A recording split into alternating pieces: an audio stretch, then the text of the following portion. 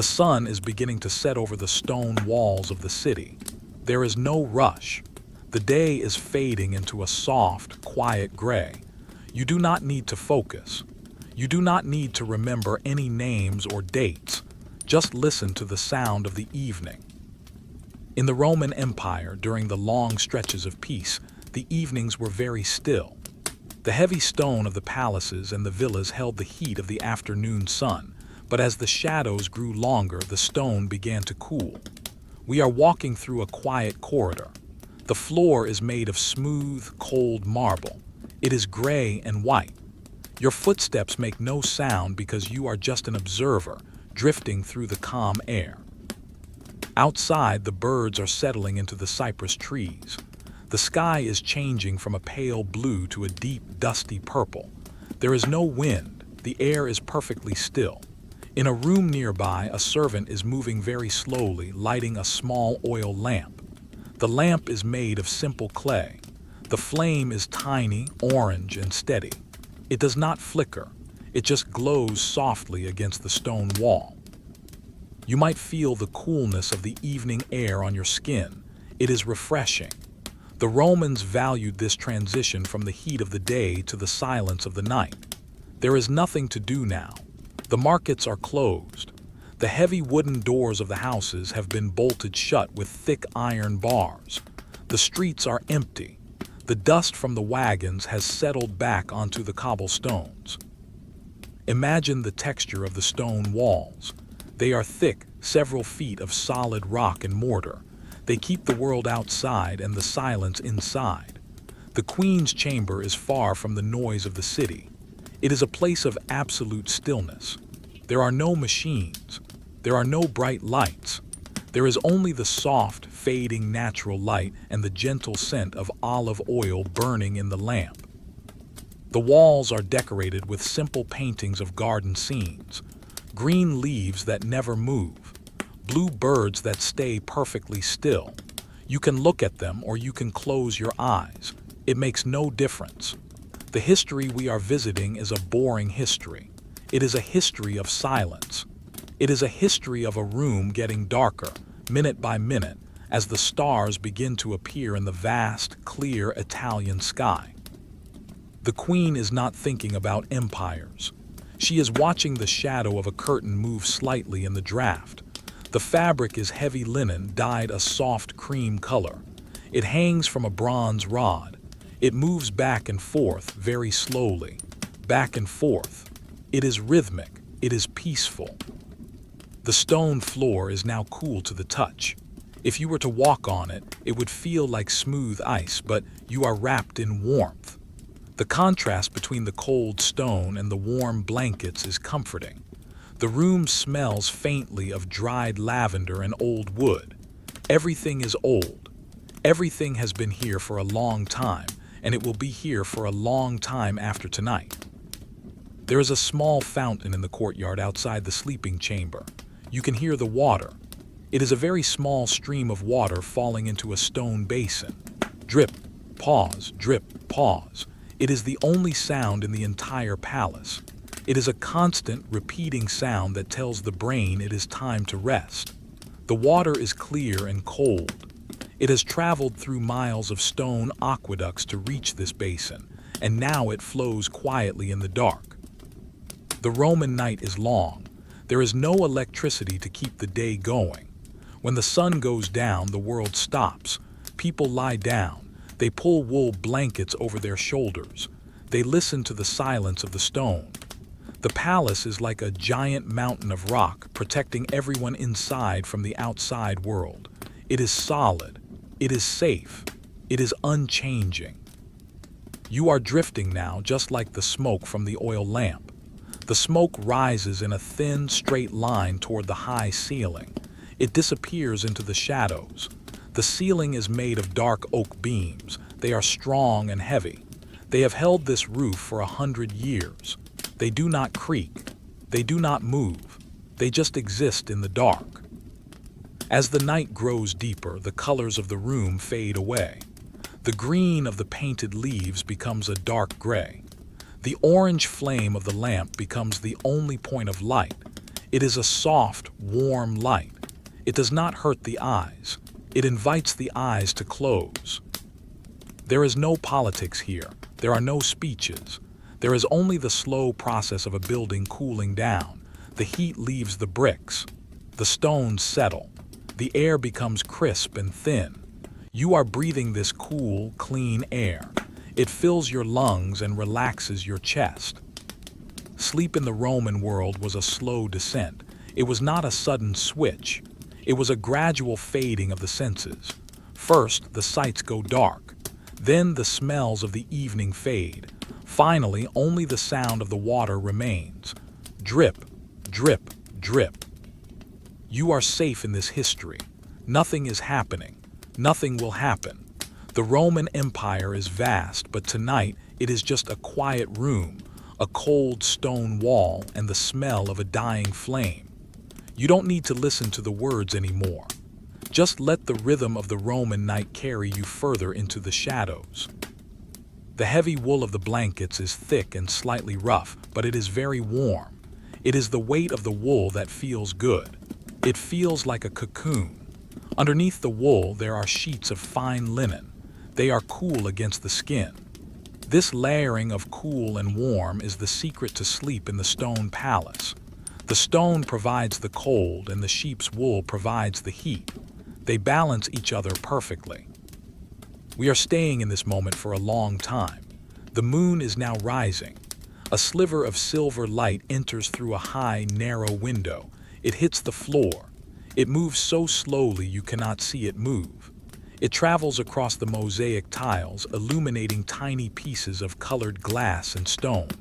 A blue tile, a white tile, a gold tile. They shimmer for a moment in the moonlight and then return to the darkness. Everything is at rest. The city is at rest. The palace is at rest. You are at rest.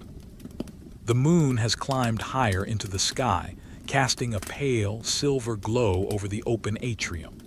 In this part of the Roman palace, the center of the house is open to the heavens. There is no glass in the roof, just a rectangular opening known as the compluvium. Through this opening, the night air falls vertically, like a silent, invisible waterfall of coolness.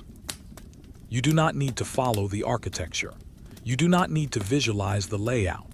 Just imagine a square of deep, dark velvet sky directly above the center of the home. The stars are bright, far brighter than any stars we see today because the Roman night is truly dark. There are no city lights to wash them out. They are tiny, steady pinpricks of light, frozen in time.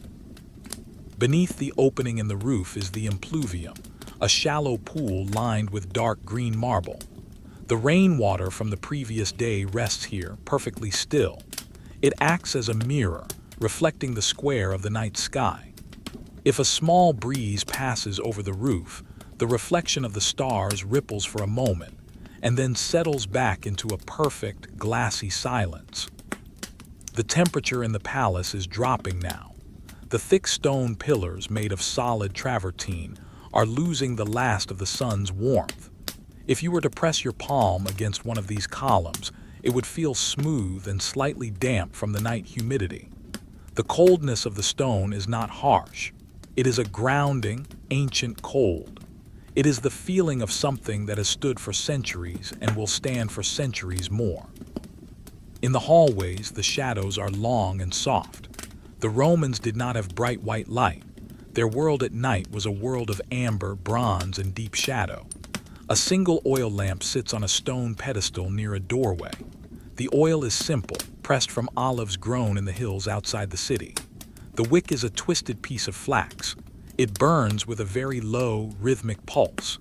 The light it casts is small, only reaching a few feet, leaving the rest of the corridor in a peaceful, protective gloom. You might hear the distant, faint sound of a night watchman's sandals on the cobblestones far outside the palace walls. Thud, thud, thud. The sound is muffled by the thick stone. It is a rhythmic sound that reminds you the world is being watched over so you don't have to. You can let go. You can drift.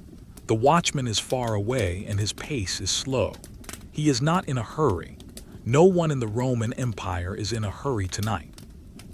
Inside the sleeping quarters, the air is even more still.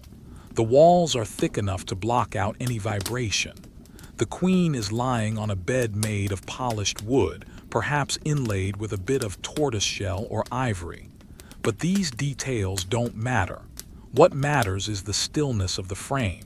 The bed does not squeak. It is solid. On the small table next to the bed sits a cup of water and a small plate of dried figs. The figs are dark and wrinkled. They have been there since the evening meal, untouched. The water in the cup is unmoving.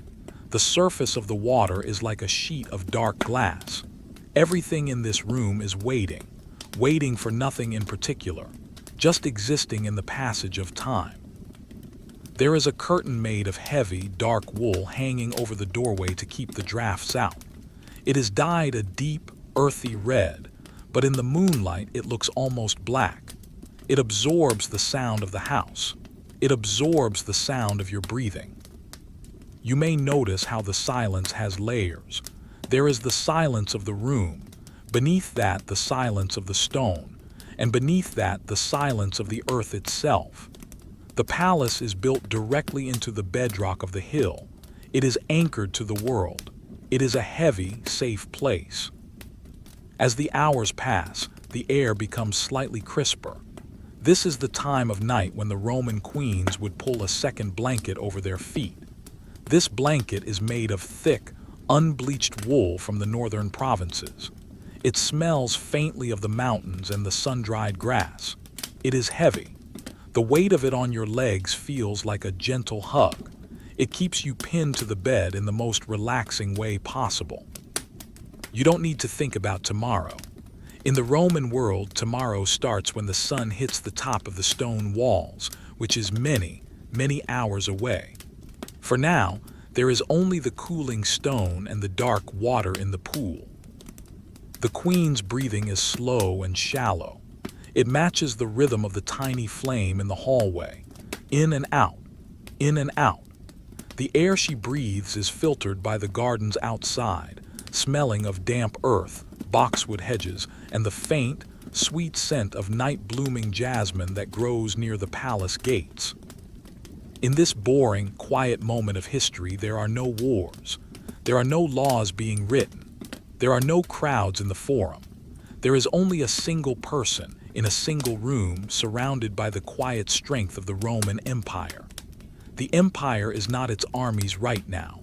It is just a collection of stone buildings, cooling under a vast, silent sky. The mosaic on the floor near the bed depicts a simple scene of a river. The river is made of thousands of tiny blue and gray stones. In the dim light, the river seems to flow, but it is an illusion. It is static.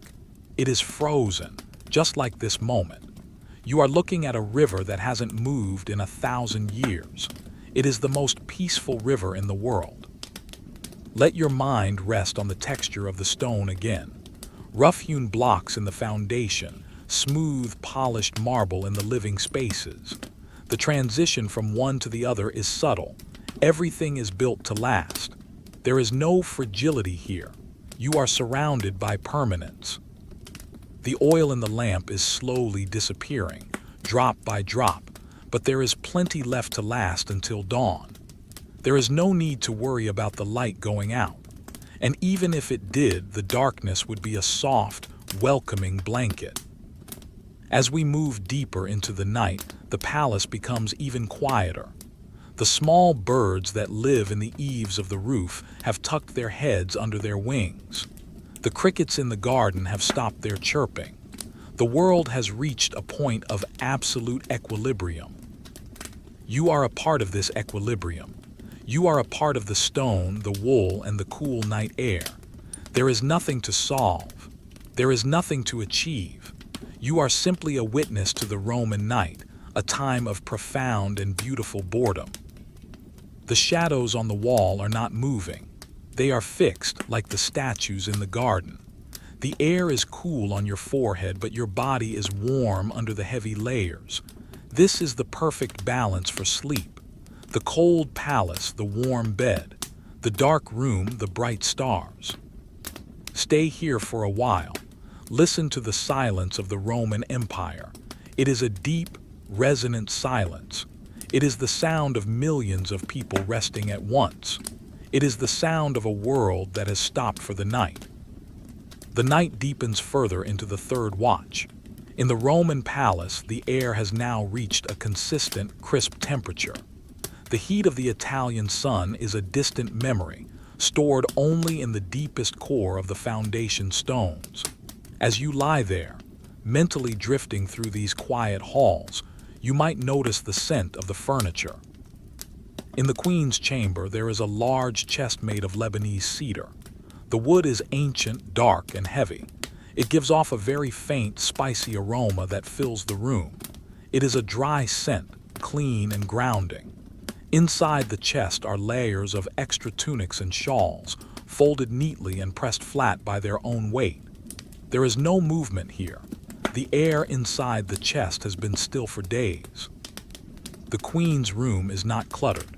The Romans of this era appreciated the luxury of empty space. A large wooden loom stands in the corner. During the day, it is a place of rhythmic work, the clack-clack of the shuttle passing through the warped threads. But now, in the middle of the night, the loom is silent. The half-finished cloth hangs vertically, a long sheet of cream-colored wool. The individual threads are tight and straight. They look like the strings of a harp that no one is playing. The silence of the loom is a special kind of silence. It represents a task that has been set aside. There is no urgency to finish the cloth. Tomorrow is just another day of slow, deliberate movements. You can almost feel the texture of that wool, raw, unspun, and soft. It dampens the echoes in the room, acting like a thick curtain against the stone walls. Outside the heavy oak door, the corridor is a tunnel of shadow. The floor here is made of opus signinum, a mixture of crushed bricks and lime, polished until it feels like smooth glass. It is a deep, earthy red. In the moonlight, it looks like dark water. Every few yards, there is a small alcove containing a bust of an ancestor. These faces are carved from white marble. They have no eyes to see, and they do not speak. They simply exist in the darkness, watching over the passage of time with stony indifference. You do not need to think about who these people were. They are just shapes in the dark. They are part of the stillness. Let your mind drift to the windows. They are high up, narrow slits designed to let in light during the day while keeping the interior cool. There is no glass, only shutters made of thin strips of wood. Occasionally, the tiniest breath of wind passes through the slats.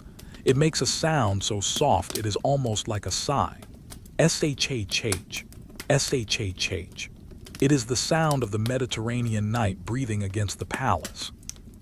The Queen adjusts her position under the covers. The bed is supported by a network of leather straps stretched across a wooden frame. These straps have a slight give to them, a subtle elasticity that supports the weight of the body without any pressure points. It is a very natural way to rest. There is no metal, no springs, just wood, leather, and wool. On the ceiling, the shadows of the cedar chest and the loom stretch out, long and distorted. They do not flicker because the oil lamp in the hall has burned down to a tiny, glowing coal. The light is fading, transitioning into a pure, natural darkness.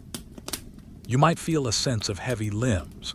The coldness of the stone room makes the warmth of the bed feel even more intense. It is a heavy warmth. It feels as though the blankets are made of soft earth, holding you in place. You are safe. The walls are 3 feet thick. No sound from the city can penetrate this chamber. No worries about the future can find their way through the heavy oak doors. In the palace kitchen, far at the other end of the villa, the large hearth is now just a pile of gray ash.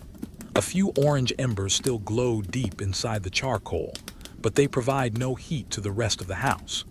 The copper pots hang from iron hooks, unmoving. The stone tables are clean and bare. The mice that live under the floorboards move with tiny, silent footsteps, but even they seem to be moving slowly tonight. Back in the sleeping chamber, the queen's breathing has become even slower. In and out. The air is cold on the tip of her nose, but her shoulders are buried deep in the wool. This is how the Romans slept for hundreds of years. They embraced the cold of the stone because it made the rest feel more profound. Imagine the silence of the garden again. The statues of the gods stand among the boxwood hedges. They are wet with the night dew. The moisture settles on the marble hair of Venus and the stone shoulders of Apollo. The water doesn't move. It just sits there, glistening in the moonlight. The garden is a world of silver and black. There is nothing to achieve in this history. There are no dates to memorize. There is only the sensation of being inside a mountain of stone, wrapped in wool, as the earth rotates slowly through the stars. The night is a long, dark bridge between yesterday and tomorrow, and you are right in the middle of that bridge. There is no need to walk faster. You can just stand here in the shadows of the Roman palace and let the silence wash over you. The floor tiles under the bed are cold. The air near the ceiling is still. The fabric of the curtains is heavy. Everything is weighted down by the peace of the night. You are becoming heavier too. Your eyes are heavy. Your thoughts are moving as slowly as the moonlight across the floor. The light of the moon has moved now. It is no longer hitting the mosaic of the river. It has moved to a plain white stone in the corner. It stays there, a pale, glowing square of light. It is very boring to watch. It is perfect. The middle of the night has arrived.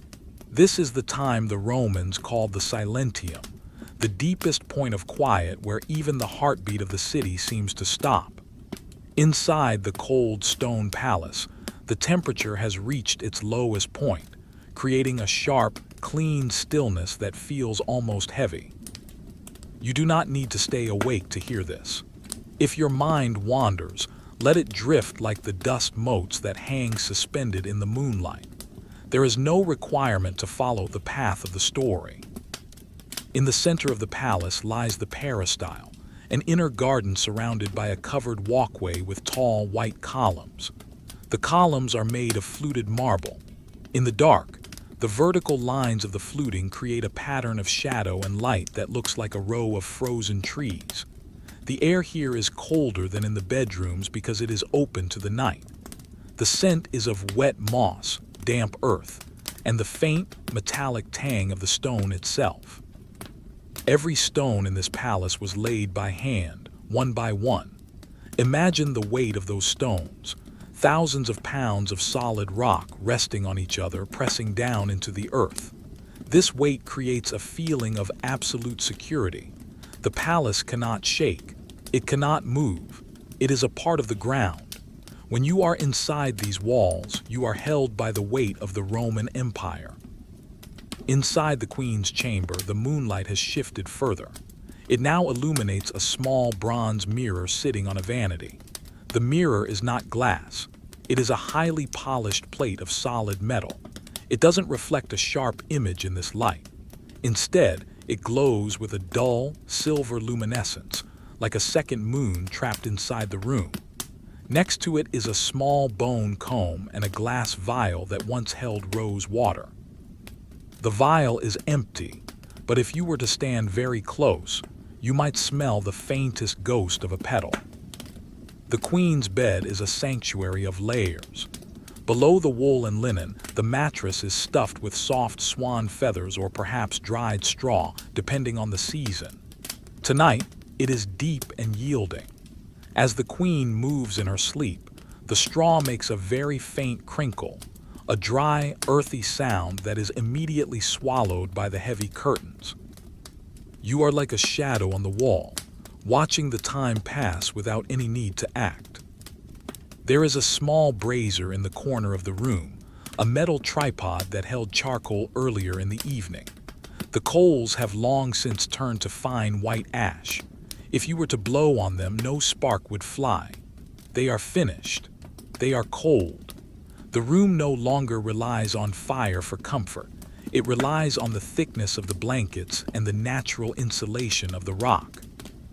Think about the silence of the Roman streets beyond the palace walls. There are no engines. There are no electric hums.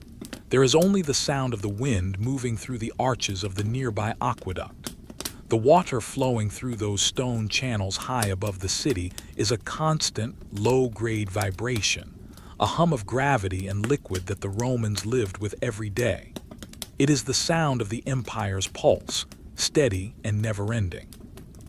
In the palace's outer halls, the night guards sit on stone benches.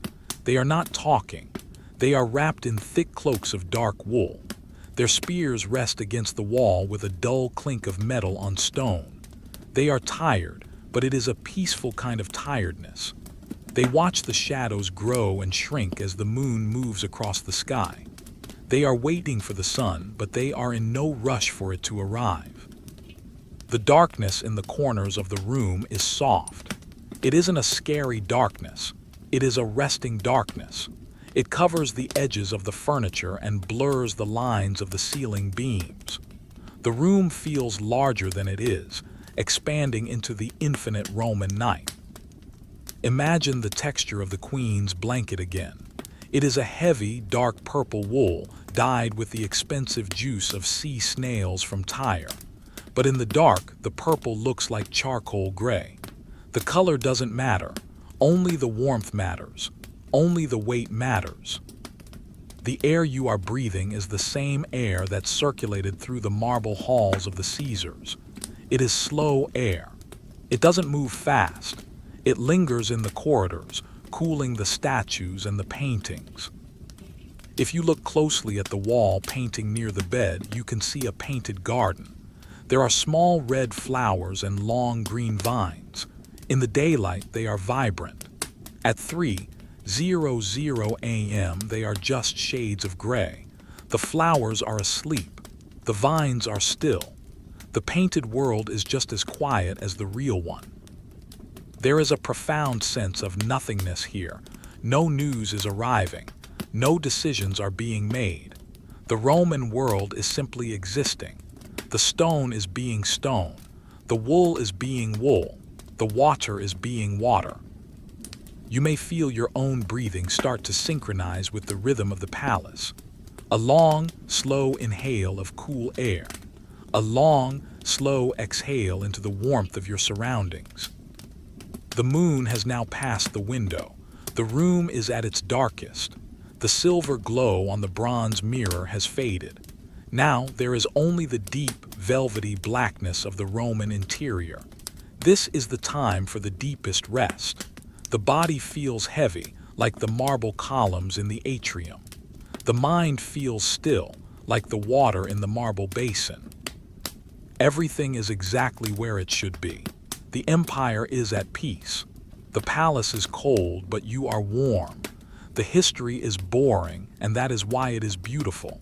There is nothing left to see in this part of the night. Only the feeling of being safe, hidden away inside a fortress of ancient stone.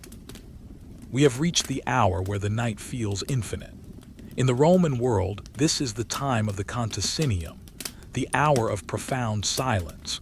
Within the thick limestone walls of the palace, the air has settled into a perfect, unmoving layer.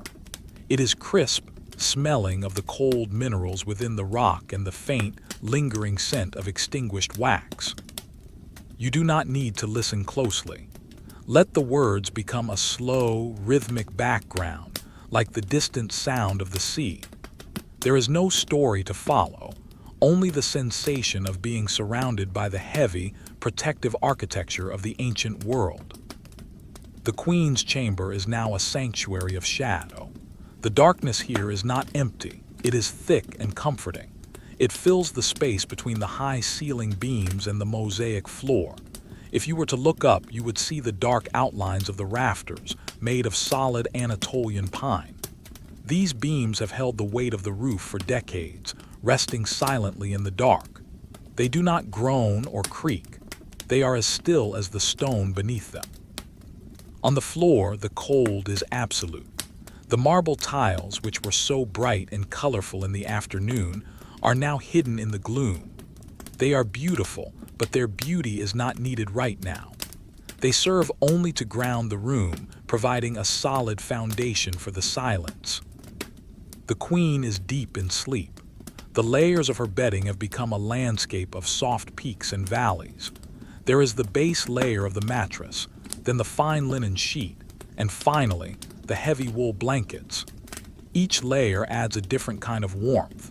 The linen is smooth and cool where it touches her skin, while the wool above provides a comforting, heavy pressure that signals the body to remain still. In this boring, quiet moment, think about the objects in the room. There is a small wooden stool near the bed. It has 3 legs and is carved with simple patterns of ivy leaves. It doesn't move. It doesn't serve a purpose at this hour. It just exists. Next to it, a pair of soft leather slippers sits on the rug. The leather is thin and supple, dyed a pale saffron color that is now invisible in the dark. These objects are at rest, just like the people who use them. Beyond the chamber, the long corridors of the palace stretch out like stone arteries. There are no lamps burning here now. The guards at the far gates are silent, their shadows merging with the shadows of the arches. They might hear the very distant sound of an owl in the gardens of the Palatine Hill. Hoo, hoo. The sound is lonely and soft. It travels through the cold night air, echoing slightly against the stone walls before disappearing into the trees. The water in the palace's pipes, made of heavy lead and stone, continues its slow journey. You can't hear it, but you can feel the coolness it brings to the walls. It is a constant, steady flow directed by the laws of gravity, moving from the hills into the heart of the city. It is a system that requires no thought, no effort. It just works day and night, century after century. The air in the room is very still. If there were a single thread hanging from the curtain, it would not move. This stillness is the hallmark of the Roman night.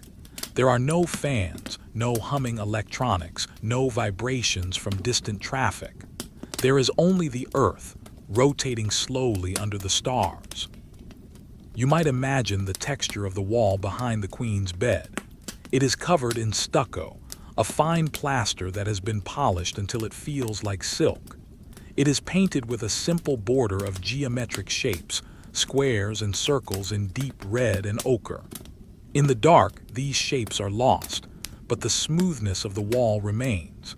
It is cool to the touch, a reminder of the massive stone blocks that lie just behind the plaster. There is a sense of timelessness here. This exact moment, the cold palace, the warm blankets, the absolute silence, happened thousands of times. It is a repeating cycle of rest. You are just a part of that cycle. There is nothing special about this night, and that is why it is so peaceful. Nothing is expected of you. No one is calling for the queen. No one is making demands. The empire is asleep. The moonlight has moved entirely away from the window now. The room has entered its darkest phase, just before the very first hint of pre-dawn gray. In this darkness, your other senses might feel more grounded. You can feel the weight of your own body. You can feel the slow, steady rhythm of your heart, matching the slow, steady rhythm of the Roman night. Everything is heavy. The stone is heavy. The blankets are heavy. Your eyelids are heavy. In the gardens outside, the dew is thickening on the leaves of the laurel trees. The moisture is cold and clear. It drips slowly from the tip of a leaf onto the grass below. Plip. It is a tiny sound, but in the silence of the Roman night, it is the only thing happening. One drop of water, and then silence again. The queen's breathing is like a soft tide coming in and going out. It is the sound of a person who is completely safe, completely settled. The cold stone palace is not a cold place. It is a protective shell. It keeps the chaos of the world away. Inside these walls, there is only peace. Let your mind rest on the image of a single marble column in the atrium. It stands tall and straight, reaching up toward the dark sky. It doesn't need to do anything but stand. It has been standing for 100 years, and it will stand for 100 more. You can be like that column. You can just exist, without effort, without thought, in the cool, dark center of the world. The Roman Empire is vast, stretching across deserts and mountains, but tonight, for you, it is only this room. It is only this silence. It is only the feeling of the cool air on your face and the warmth of the wool around you. The night is long, and there is still much time before the sun even thinks of rising. The stone will stay cold. The room will stay dark. You will stay safe. There is no need to move. There is no need to wake. This is the boring history of sleep, where nothing happens and everything is exactly as it should be. The shadows are your friends. The silence is your home. We are drifting further into the deep, quiet hours. In the Roman palace, the silence has now become a physical presence. It is a thick, velvet layer that sits over everything: the furniture, the statues, and the sleeping inhabitants. At this hour, the massive stone walls have fully absorbed the night's chill. They act as a giant thermal anchor, keeping the air inside perfectly still and crisp. You do not need to visualize this clearly. Just allow the idea of the cold stone to contrast with the thought of the heavy blankets. The more the palace cools, the more inviting the bed becomes. There is no reason to leave the warmth. There is no reason to even move a finger. In the small service room adjacent to the Queen's chamber, the household's fire has been carefully banked for the night. The Romans were masters of the hearth. The coals are buried deep under a layer of white wood ash. This ash acts as an insulator, keeping the tiny sparks alive for the morning while preventing any heat from escaping into the room. If you were to look at the hearth, you would see nothing but a gray, silent mound. It is a symbol of energy at rest, the potential for heat, tucked away and sleeping. The floor in this part of the palace is made of thick, unpolished terracotta tiles. They are a deep, burnt orange, though they appear almost black now. Unlike the marble, these tiles have a slightly grainy texture. They feel solid and earthy.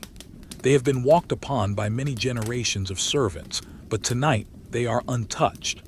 The dust of the day has settled into the grooves between the tiles, undisturbed by any breeze.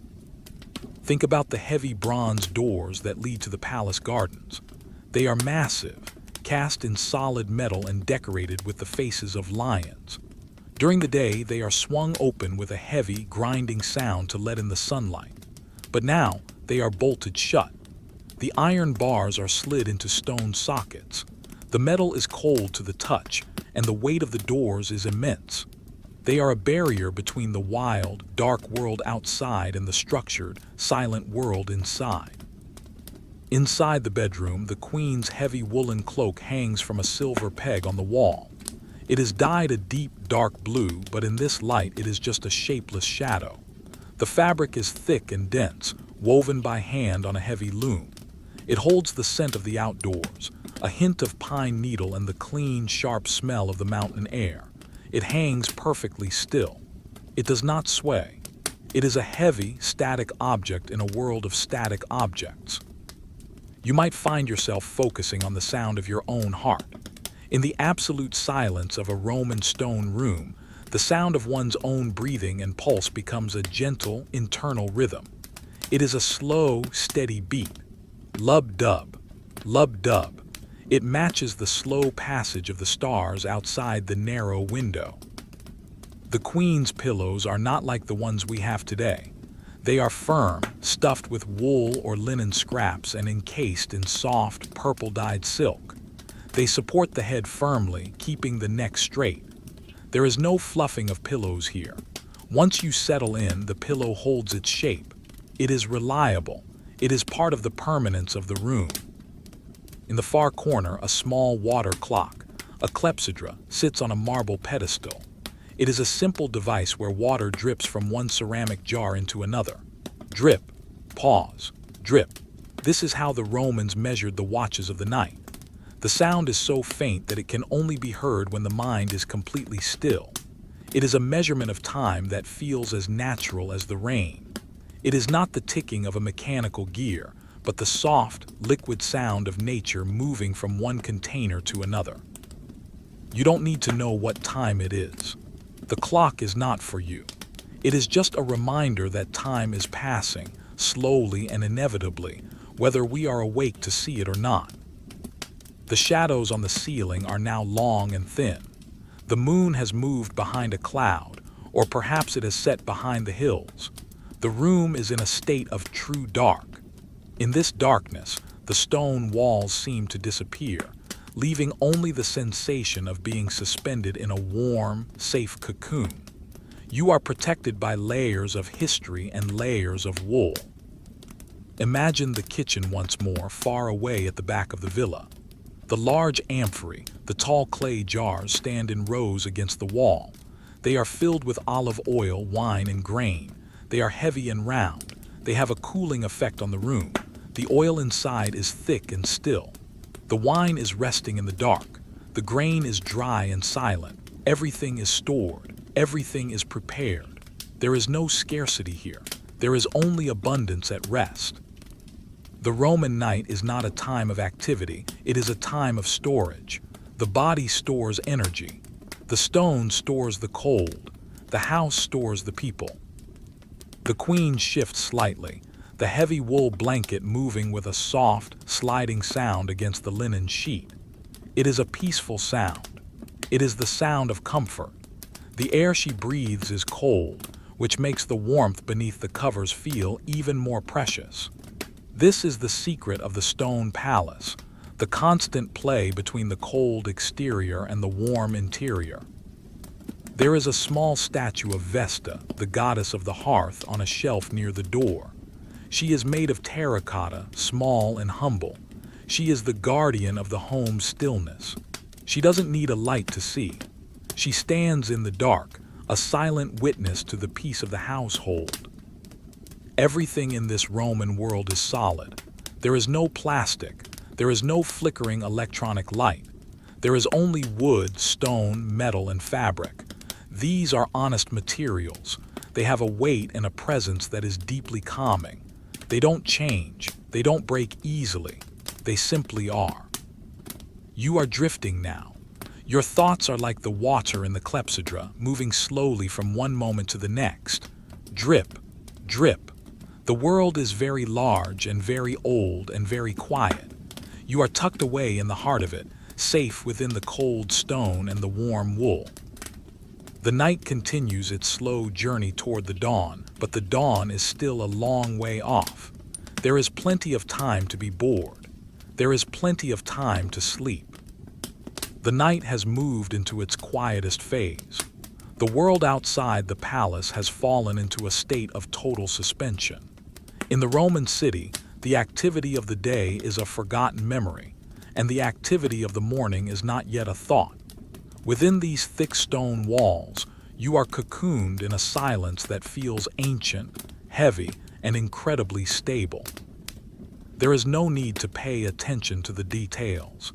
If your mind drifts away from my voice, let it go. The stone walls will hold the space for you. You are safe. You are resting. You are simply existing in a moment of history where nothing is happening. Let us look down at the floor of the Queen's chamber. In the very faint, ambient light of the deep night, the mosaic floor is a sea of gray and black shapes. Each tiny stone or tessera was placed there by a craftsman's hand hundreds of days ago. There are thousands of them. Some are made of white marble, some of black basalt, others of dark red terracotta. Together, they form a pattern of repeating waves. The waves do not move. They are frozen in stone. They represent the eternal rhythm of the sea, but here they are silent. Walking on them in the day would feel smooth and cool, but now they are just a cold foundation for the room's stillness. The dust has settled into the tiny cracks between the stones, creating a soft, invisible carpet of time. The cold of the palace is now a constant. It is not a biting cold, but a steady, deep chill that comes from the earth itself. The Roman engineers built these palaces to be massive, and that mass works like a battery for the temperature. It holds the night's coolness long after the sun begins to rise. To sleep here is to sleep inside the heart of a mountain. The queen is buried deep beneath her blankets. The top layer is a heavy, dark wool rug, woven with geometric patterns. It is so thick that it dampens the sound of her own heartbeat. Below that is a layer of soft, brushed wool, and then the fine, crisp linen. The weight of these layers is like a gentle hand pressing down, grounding her to the bed, making it impossible to feel anything but the urge to stay perfectly still. Outside the window, the garden is a world of silver shadows. The boxwood hedges are perfectly trimmed into spheres and squares. They don't move. The air is so still that not a single leaf on the lemon trees is shivering. The lemons themselves are dark, heavy orbs hanging in the shadows. The dew has formed a thin, icy film over the marble benches. If you were to look out into the garden, you would see a statue of a sleeping nymph near the fountain. She is carved from white Carrara marble. Her head rests on her stone arm. She has been sleeping in that garden for 50 years, through rain and sun, through summer and winter. She is the guardian of the garden's rest. Like her, the entire palace is in a state of marble-like repose. You do not need to think about the empire. You do not need to think about the provinces, the roads, or the grain ships. Those are loud things, busy things. Here, in the middle of the night, there is only the cooling stone and the weight of the blankets. In the corner of the room, there is a small bronze tripod.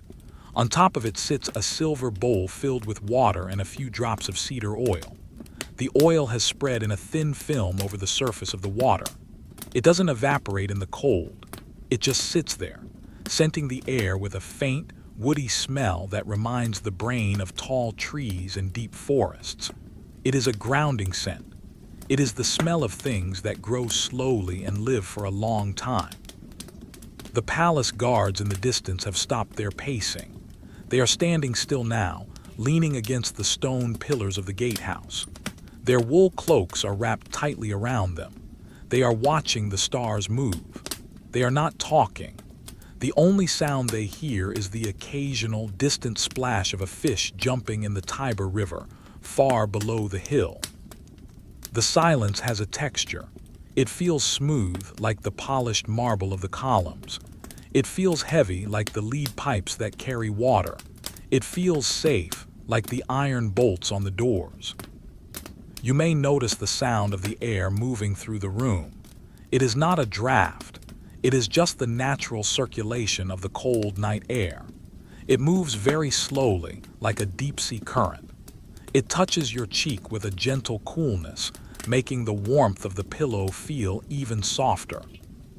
The Queen's room is a place where time has slowed down to a crawl. The shadows on the wall haven't moved in an hour. The small clay lamp on the floor has long since gone out, leaving only a faint scent of toasted olive oil. The darkness is total, but it is a familiar, friendly darkness. It is the darkness of the womb of the earth. Imagine the ceiling again. The dark wood beams are strong. They are the skeleton of the house. They carry the weight of the heavy terracotta roof tiles. Those tiles are stacked in overlapping rows, keeping out the night dew. Everything is structured. Everything is built to protect the silence. There is a sense of immense peace in being bored. There is no news to hear. There are no scrolls to read. There is no one to speak to. The world has provided everything you need. A solid floor, a strong roof, and a warm bed. The night is a long, dark valley. We are walking through it very slowly, and the ground is soft. You are getting heavier with every step. Your thoughts are becoming simpler. Stone will water dark. These are the only things that exist in the Roman night. They are enough. They have always been enough.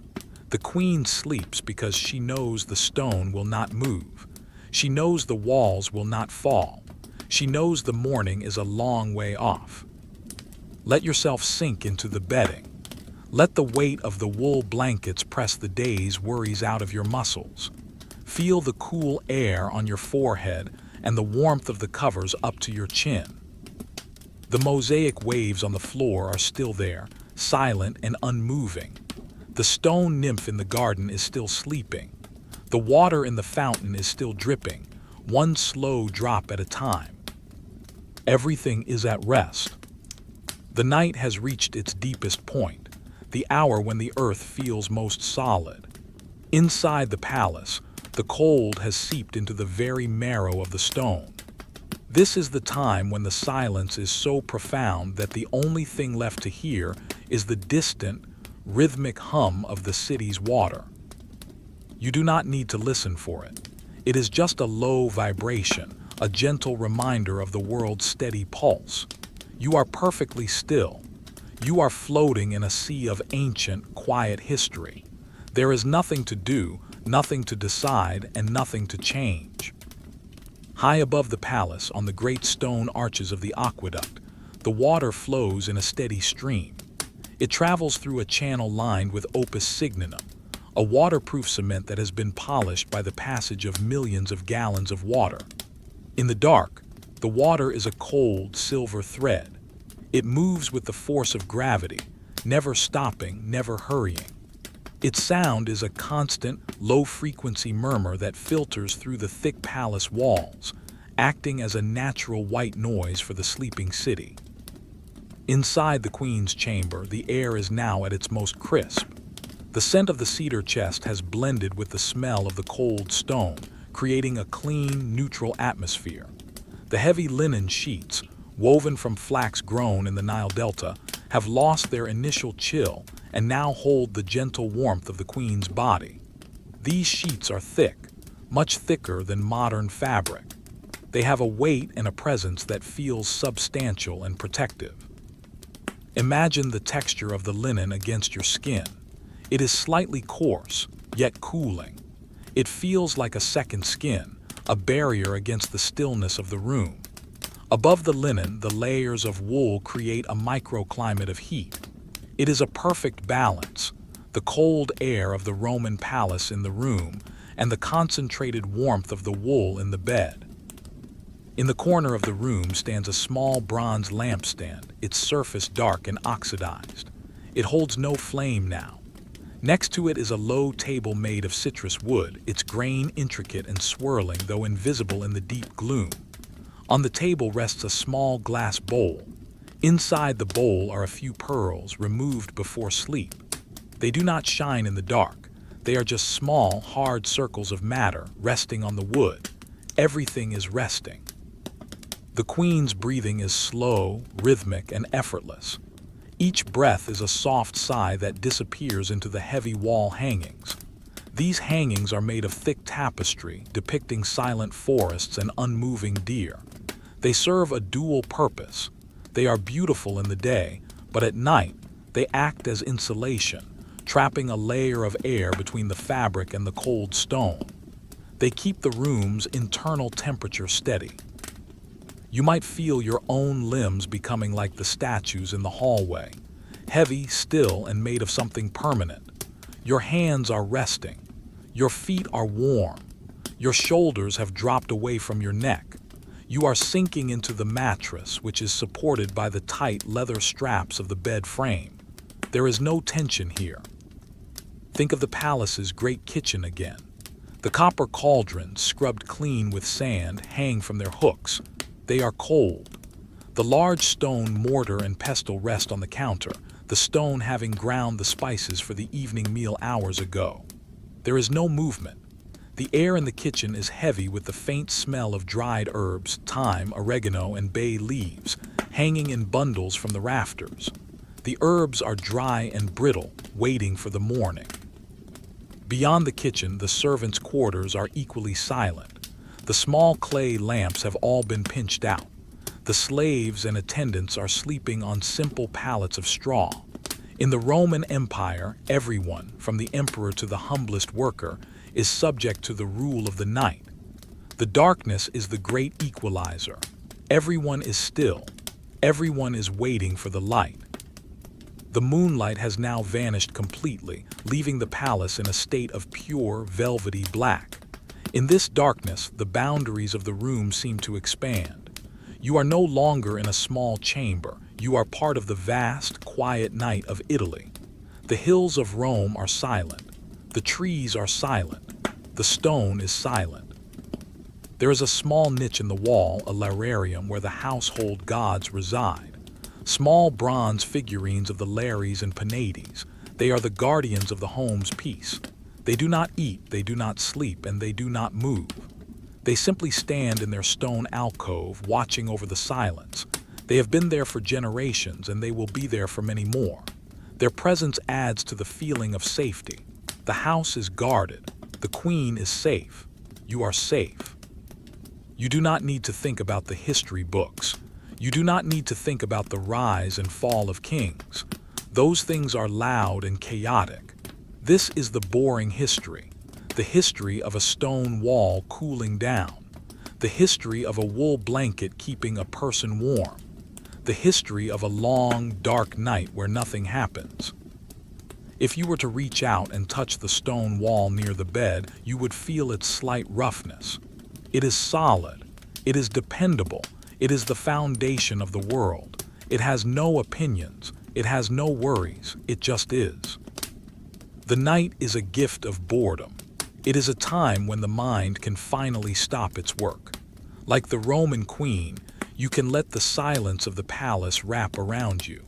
You can let the weight of the wool hold you down. You can let the sound of the distant water carry your thoughts away, one drop at a time. The shadows are static, the air is still, the stone is cold, the bed is warm. Everything is in its place. The world is at rest. You are at rest. We are now deep within the final watches of the night. The palace has become a monument to stillness. Every architectural detail, the high arches, the heavy lintels, the deep-set windows, is designed to endure. In the Roman Empire, time moved differently. It moved with the slow, deliberate pace of stone and water. There is no need to concentrate on my words. Let them be like the faint scent of cedar in the air, a gentle presence that requires nothing from you. You are becoming as heavy as the stone and as still as the shadows. In the corner of the queen's private sitting room, which leads into her bedchamber, stands the great upright loom. It is a tall frame of dark, polished oak. The loom is weighted at the bottom with small clay pyramid weights called oscilla. During the day, these weights would clink together softly as the threads were moved, but now they hang perfectly vertical. They are suspended in the dark, held by the gravity of the earth. The tension on the threads is constant. The work is suspended. The half-woven garment, intended for the winter months, is a pale ghost in the corner. This is the beauty of the Roman night, the absolute pause of labor. Nothing is being created. Nothing is being destroyed. The economy of the empire has stopped. The ships in the harbor of Ostia are tied to their stone piers, rising and falling only an inch with the tide. The heavy grain sacks are piled high in the warehouses, silent and still. Here, inside the palace, the loom serves as a reminder that even the most important tasks can wait for the sun. The floor transitions here from mosaic to a rare, deep purple stone called porphyry. It is one of the hardest stones in the world, brought from the distant deserts of Egypt. In the dark, it looks like a pool of ink. It is incredibly dense. It holds the cold more intensely than the marble. If you were to walk across it, the chill would rise through the soles of your feet, but you are tucked away, far above the reach of the floor's temperature. The queen is a silhouette under the mounds of fabric. The air above her bed is slightly warmer than the air by the floor, creating a slow, invisible cycle of movement. This is the only action in the room, the breath-like rise and fall of air currents. Consider the texture of the walls again. In this chamber, the walls are lined with thin slabs of Cipollino marble, known for its green, onion-like veins. In the absolute dark, you cannot see the green, but you can sense the smoothness. The walls are like frozen water. They absorb the sound of the queen's slow breathing. They absorb the sound of the world. Beyond the chamber doors, the great hall of the palace is an empty cavern of shadow. The statues of the gods, Juno, Minerva, and Jupiter, stand on their pedestals. They are twice the size of a human. Their marble eyes are wide, but they see nothing in the dark.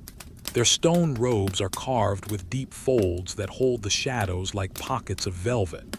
They are the silent inhabitants of the palace, never sleeping because they never wake.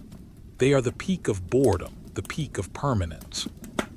The night is so quiet now that if a single leaf were to fall from the vine in the courtyard, the sound would be significant. But the leaves are still. The air is so heavy with the night's dampness that it pins the leaves to their branches. On the queen's bedside table there is a small ivory box. It is carved with scenes of a quiet forest. Inside there are small items, a bronze hairpin, a ring with a carnelian stone, a small silver coin. These are the small anchors of a person's life. They sit in the dark, cold and unmoving. The carnelian stone is the color of a setting sun, but now it is just a dark pebble. Everything has returned to its simplest form. You may feel a sense of profound weight in your own body. This is the Roman weight, the feeling of being part of a civilization built to last 1,000 years. It is a heavy, grounded sensation. It is the feeling of the bedrock. The water in the pipes is still humming its low, distant song. It is the only thing that moves, and it moves without effort. It is like the blood of the palace, flowing silently through the stone veins. It is cold, clean, and constant. Think of the silence of the library several rooms away. The scrolls of papyrus are tucked into their wooden cubbyholes. The ink is dry. The pens made of reeds are resting in their jars. The knowledge of the world is there, but no one is looking for it. It is resting. The history of the past is sleeping alongside the people of the present. The queen's hand is resting on top of the covers. Her skin is pale in the darkness, and she wears a simple gold band on her finger. The gold is warm from her skin, but the air around it is cool. This is the constant theme, the warmth of life protected by the cold of the stone. The night is a vast, empty room. There is nothing to fill it with but rest. There is no need for light. There is no need for sound. The shadows are thick enough to be blankets themselves. You are drifting deeper now, past the layers of history into the core of the silence. The stone is cold, the wood is still, the wool is heavy, the empire is silent. You are safe in the heart of the Roman night. There is many an hour left before the first bird sings.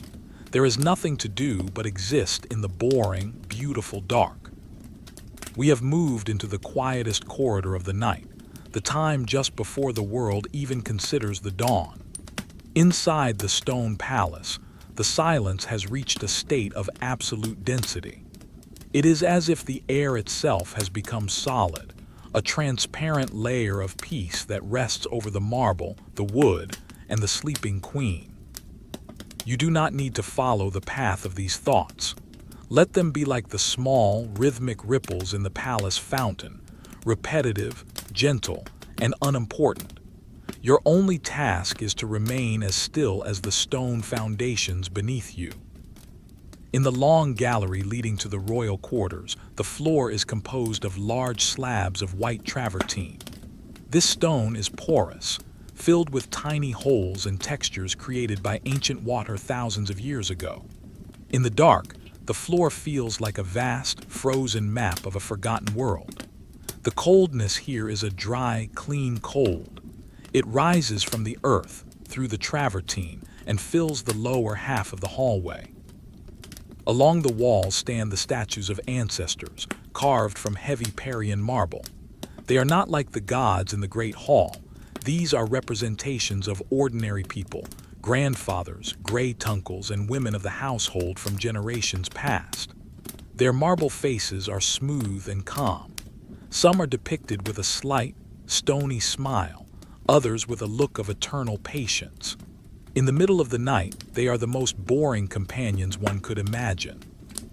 They do not move, they do not breathe, and they do not change. They simply occupy space, lending their weight and their history to the stillness of the palace. The Queen's chamber is a sanctuary of non-action. The heavy wool curtains that cover the windows are dyed with the juice of crushed berries, a dark, earthy color that has now turned into a deep shadow. These curtains are so thick that they block out even the faintest shimmer of the stars. The room is a perfect container for darkness. Inside this darkness, the Queen is a soft mountain of linen and wool. The bed frame, made of dark bronze, is cold to the touch at the edges, but the center where she rests is a pool of warmth. The mattress is layered with soft fleece that hasn't been stripped of its natural oils, making it repel the dampness of the night air. It smells faintly of a sun-drenched pasture, a strange and comforting scent to find inside a palace of rock. Imagine the absolute stillness of a single bronze coin sitting on the vanity.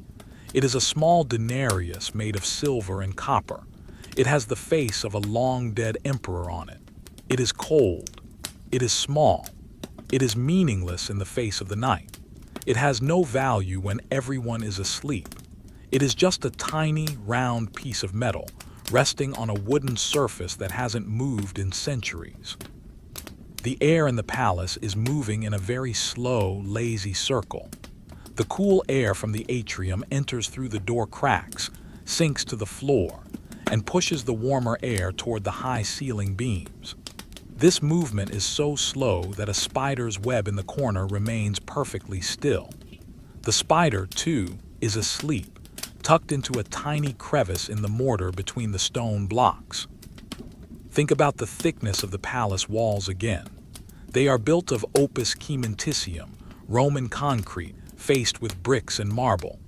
These walls are 3 feet thick. They are a fortress against the world. No sound of a barking dog in the distance, no sound of a wheel on a distant road, and no sound of the wind can penetrate this much stone. You are inside a cocoon of mineral and time. In the distance, the great city of Rome is a collection of silent shadows. The Forum is empty. The temples are locked. The thousands of ordinary citizens are tucked into their own beds of straw or wool. The entire empire is breathing in unison, a slow, shallow, collective breath. There is a small ceramic jar on the floor near the Queen's bed. It contains water from a mountain spring.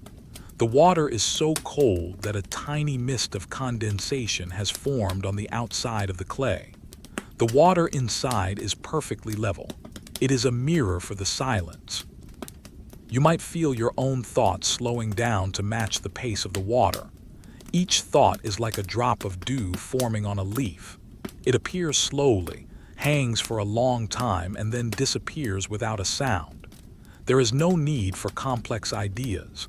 There is no need for plans. There is only the sensation of being heavy, warm, and safe. The Queen's arm is tucked under her chin. The fabric of her night tunic is made of the finest cone silk, so light it feels like air, yet it provides a layer of protection against the chill.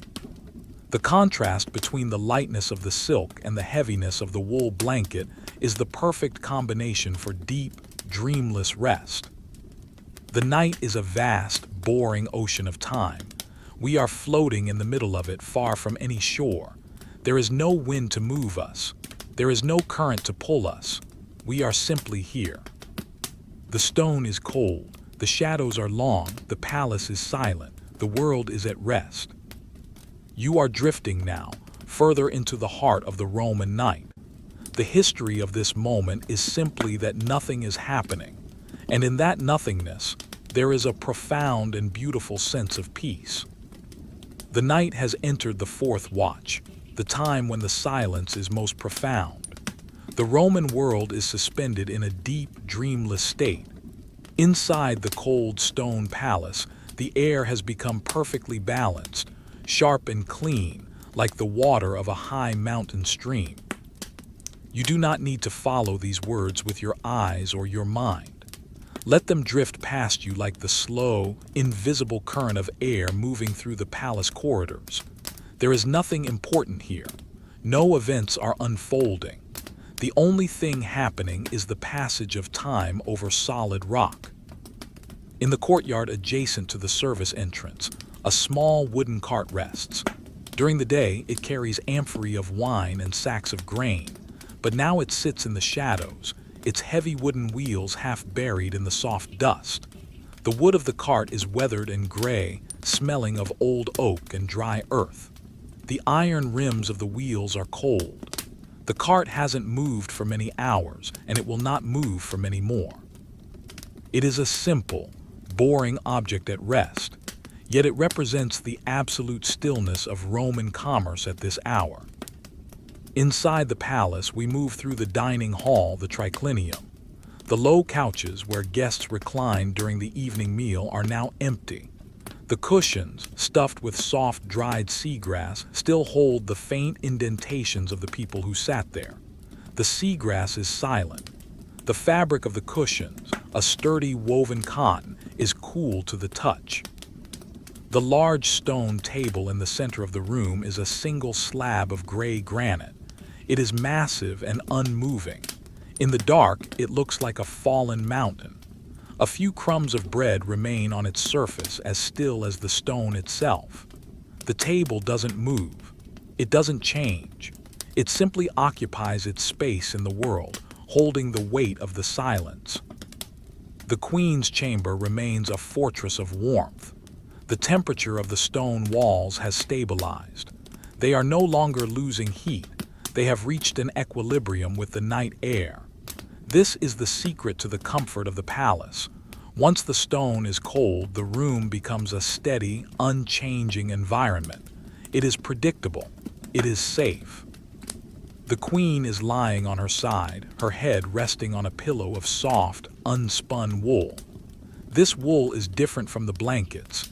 It is airy and light, providing a gentle support that feels like floating. The scent is neutral, just the smell of clean, natural fibers. Think about the roof tiles above the Queen's head. They are made of heavy, sun-baked clay, overlapping in a pattern of tegula and embrex.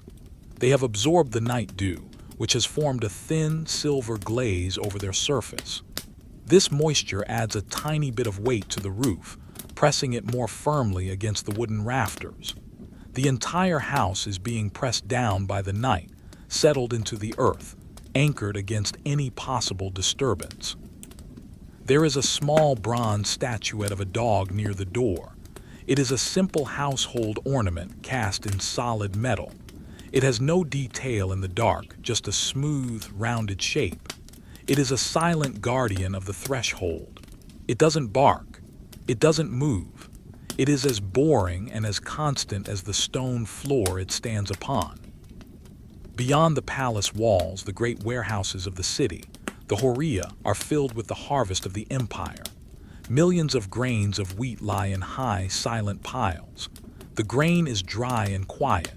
It is the wealth of the world, but at 4:00 a.m. it is just a vast, still ocean of seeds. There are no workers to move it. There are no birds to eat it. It is just there, resting in the dark, waiting for the sun that is still far below the horizon. In the palace garden, the water in the birdbath has frozen into a thin, delicate sheet of ice. The ice is perfectly smooth. It reflects nothing, as the sky is still a deep, dark velvet. The garden statues are wet with dew, their marble skin feeling like cold silk. The roses have closed their petals tightly, protecting their scent for the morning. You might feel a sense of extreme heaviness in your legs. This is the weight of the Roman night. It is a physical sensation of being held in place by the history of the world. Your feet are warm under the heavy wool. Your ankles are relaxed. Your knees are soft. You are part of the architecture of the room. There is a small ceramic bowl of oil on a shelf. The oil is thick and clear. It doesn't move. It is a liquid stone. The silence has layers. There is the silence of the room, which is soft. There is the silence of the stone walls, which is hard. And there is the silence of the Roman Empire, which is vast. You are at the center of all these layers. You are in the quietest place in the world. The Queen's breathing is the only clock, in and out. It is a slow, natural rhythm that has no end. It is the sound of a life at peace, protected by 3 feet of concrete and 1,000 years of tradition. There is nothing to think about. There is nothing to see. The stone is cold. The wool is warm. The dark is deep. Let the weight of the blankets push you further down into the mattress. Let the coldness of the room make the warmth of your breath feel more precious. You are safe. You are hidden. You are resting in the heart of a boring, beautiful history. The night has now reached that suspended moment where time itself seems to have folded into the stone. We are in the deepest part of the 4th watch. In the Roman palace, the air has reached its final, most stable temperature. It is a dry, thin cold that smells of ancient dust and the mineral heart of the earth. You do not need to listen to the meaning of these words. Let them be a slow, rhythmic hum, like the sound of a distant bee in a summer garden, but cold and quiet. You are drifting. You are unanchored. You are safe. In the Queen's private study, just a small doorway away from her bed, sits a large table made of solid African citrus wood. The surface is so polished it feels like water. On this table lies a single sheet of papyrus. It is held down by a small weight made of green glass in the shape of a sleeping lion. The papyrus is dry and brittle. The ink on it is a dark, matte brown, made from soot and gum. The words written there are unimportant, records of grain, perhaps, or a simple list of household linens. In the dark, the words disappear. The papyrus remains perfectly still, its fibers resting after the tension of the day. The silence here is so deep that the structure of the palace seems to breathe. Not a breath of air, but a breath of weight. The massive weight of the terracotta roof tiles, the heavy oak beams, and the layers of stone and brick are all pressing down toward the center of the earth. This pressure creates a sense of absolute permanence. Nothing in this room can be moved by the wind. Nothing can be shaken. The Queen is a deep curve beneath the blankets. The blankets are made of a special kind of wool from the valley of the Po River, thick, dense, and woven with a heavy nap that traps the heat of her body. As the air in the room continues to cool, the microclimate inside the bed becomes more concentrated. It is a small, private world of warmth. The Queen's hand is tucked under her cheek. Her fingers are relaxed. There is no tension in her palm. Consider the mosaic on the floor near the threshold. It depicts a river, the Nile, perhaps, with tiny stones representing the reeds in the water. At this hour, the blue stones look like black glass. The white stones look like pale ghosts. The river in the floor does not flow. It is a static, frozen image of movement. This is the ultimate comfort of the Roman world, the ability to turn movement into stone, to turn the chaos of the world into a fixed, boring, beautiful pattern. Outside the palace, the city's fountains continue their work, but in the deep night, the water seems to fall more slowly. The splash of the water into the marble basins is a muffled, hollow sound. It echoes through the empty streets, bouncing off the stone facades of the temples and the shops. No one is there to hear it. The water is performing for an audience of shadows. The air in the bedroom is very thin and very clean. There is no smoke left from the lamps. There is no smell of cooking from the kitchens. There is only the neutral smell of the stone and the faint, dry scent of the wool. It is the smell of a world that has been scrubbed clean by the night. You might feel a sensation of floating, even though you are heavy. It is the feeling of being supported by something much larger than yourself. The palace is a mountain. The mountain is the earth. You are resting on the foundation of the world. In the corner of the room, there is a large ceramic jar, an amphora, standing in a tripod base. It is empty. The inside of the jar is a dark, hollow space. It holds a gallon of the room's silence. If you were to tap it, it would make a low, dull thud, but no one taps it. It stays in its corner, a silent shape in the dark. Think of the Queen's jewelry box again. It is made of ivory and silver. Inside, the necklaces are coiled like small, cold snakes. The gold is cold. The emeralds are cold. The pearls are cold. They have no light to reflect, so they have given up their beauty for the night. They are just minerals again. They are resting in the dark, waiting for the sun to give them back their color. There is no politics here. There are no queens and no subjects. There is only a human being, a bed, and the cooling stone of a palace. The silence has a rhythm now. It is the rhythm of the stone cooling. It is the rhythm of the wool breathing. It is the rhythm of the night growing. You are moving deeper into the shadows. Your eyelids are like the heavy bronze doors of the palace, firmly shut, keeping the world outside. Your thoughts are like the dust motes, drifting slowly, without direction, settling on the smooth surfaces of the mind. The stone is cold, the room is dark, the wool is heavy, the history is boring. Everything is exactly as it should be. The Roman Empire is at peace, and so are you. There is no reason to wake. There is only the long, slow, cold, and beautiful night. We have reached the hour that the Romans called Gallicinium, the time just before the first stirrings of the world, though the sun is still a distant promise beneath the horizon. Inside the palace, the air has reached a peak of stillness. It is a dense, cool atmosphere that feels as though it hasn't moved for centuries. You do not need to follow the thread of this story. Like the threads on a loom, the words are just there, providing a structure for your rest. You can let them blur into a soft, gray background. There is no news to hear, no drama to unfold, just the boring, rhythmic passage of time. In a small alcove off the main sleeping chamber, a large vertical loom stands like a silent sentinel. During the day, it is a place of steady, repetitive motion, the thrum of the wooden batten, the soft swish of the wool. But now it is a monument to inactivity. The warp threads are stretched tight, held straight by small, heavy clay weights called pyramids. These weights are cool to the touch, their rough, unglazed surfaces absorbing the dampness of the night. They hang perfectly still. They do not sway. They do not clink. They are simply doing their job, holding the tension of the world. The Queen is drifting in the deepest part of her rest. The temperature of the room has dropped to its lowest point, making the transition between the cold air and the warm bed even more distinct.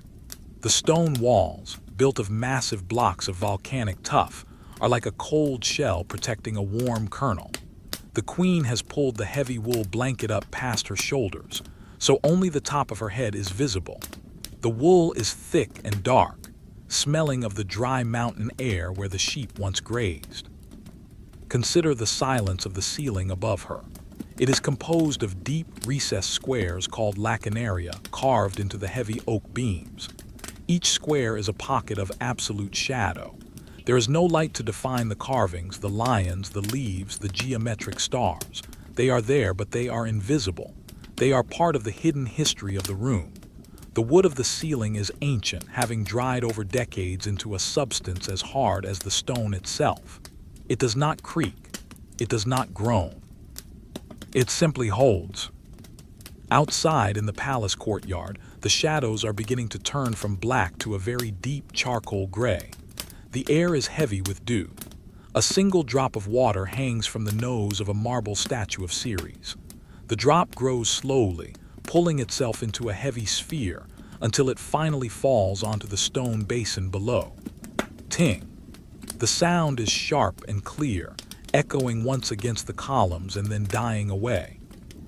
The Queen's breathing is shallow and slow. Her lungs are filled with the crisp, filtered air of the stone chamber. This air has traveled through the open atrium, cooled by the marble floors and the water of the impluvium before reaching her. It is pure. It is silent. Think about the objects on the floor. A pair of sandals made of soft calfskin with thin leather ties. They are lying on a rug made of thick, knotted wool. The sandals are empty. They have no direction. They are not going anywhere. They are resting on the texture of the rug, their leather becoming cool and stiff in the night air. The silence of the Roman palace is not an empty silence. It is a silence filled with weight. The weight of the stone, the weight of the history, the weight of the millions of people sleeping across the vast expanse of the empire. From the cold forests of the north to the desert sands of the south, everyone is under the same blanket of night. You might feel your own body becoming part of this weight. Your arms are heavy like the bronze statues. Your legs are still like the stone columns. Your mind is like the surface of the dark pool in the atrium, unmoving, reflecting only the deep, dark sky. In the palace's outer halls, the marble busts of the emperors stand in a row. Their stone eyes are fixed on the opposite wall. They have seen the rise and fall of days, the turning of years. They are not impressed by the night. They are not waiting for the morning. They are the definition of boredom, and in their presence there is a profound sense of peace. The night is a long, slow river. We are sitting on its bank, watching the water move without sound.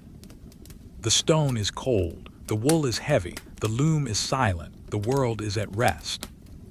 You are moving closer to the end of the night, but there is no hurry. The dawn is a long, slow process. For now, there is only the cooling stone, the warmth of the blankets, and the absolute safety of the Roman night. We are now approaching the very edge of the night, the hour where the silence is so heavy it feels like a physical weight. Inside the palace, the cold stone has finished its work. Every wall, every pillar, and every floor slab has shed its daytime life and become a silent mineral shell. There is no need to try and see this. Your eyes are heavy, and your thoughts are drifting like the tiny, invisible particles of dust that hang in the still air of the Roman night. You are safe within the layers of history. There is nothing to achieve. There is only the sensation of existing in a space that has been quiet for 2,000 years. In the Queen's chamber, the air by the window is much colder than the air near the bed. This creates a very gentle, slow-moving current. Imagine a single piece of fine linen thread hanging from the edge of a tapestry. It doesn't move. The air is too slow. The room is a vacuum of peace. The tapestry itself, a heavy fabric woven with scenes of a still, stone forest, acts as a barrier, keeping the cold of the external wall away from the warmth of the interior. The Queen's bed is supported by solid silver feet, shaped like the claws of a lion. The silver is cold. The floor it rests on, a dark, polished marble, is even colder. But the Queen is far above the floor. She is elevated on a mattress of dried Mediterranean seagrass and fine wool. The warmth she has generated throughout the night is trapped within the fibers of her blankets. It is a dense, heavy warmth. It feels like the earth itself is holding her. Think about the roof above the palace.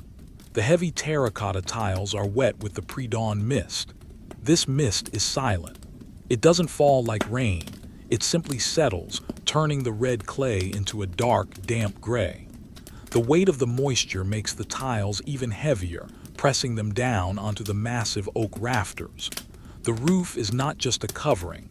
It is a weight that anchors the house to the ground.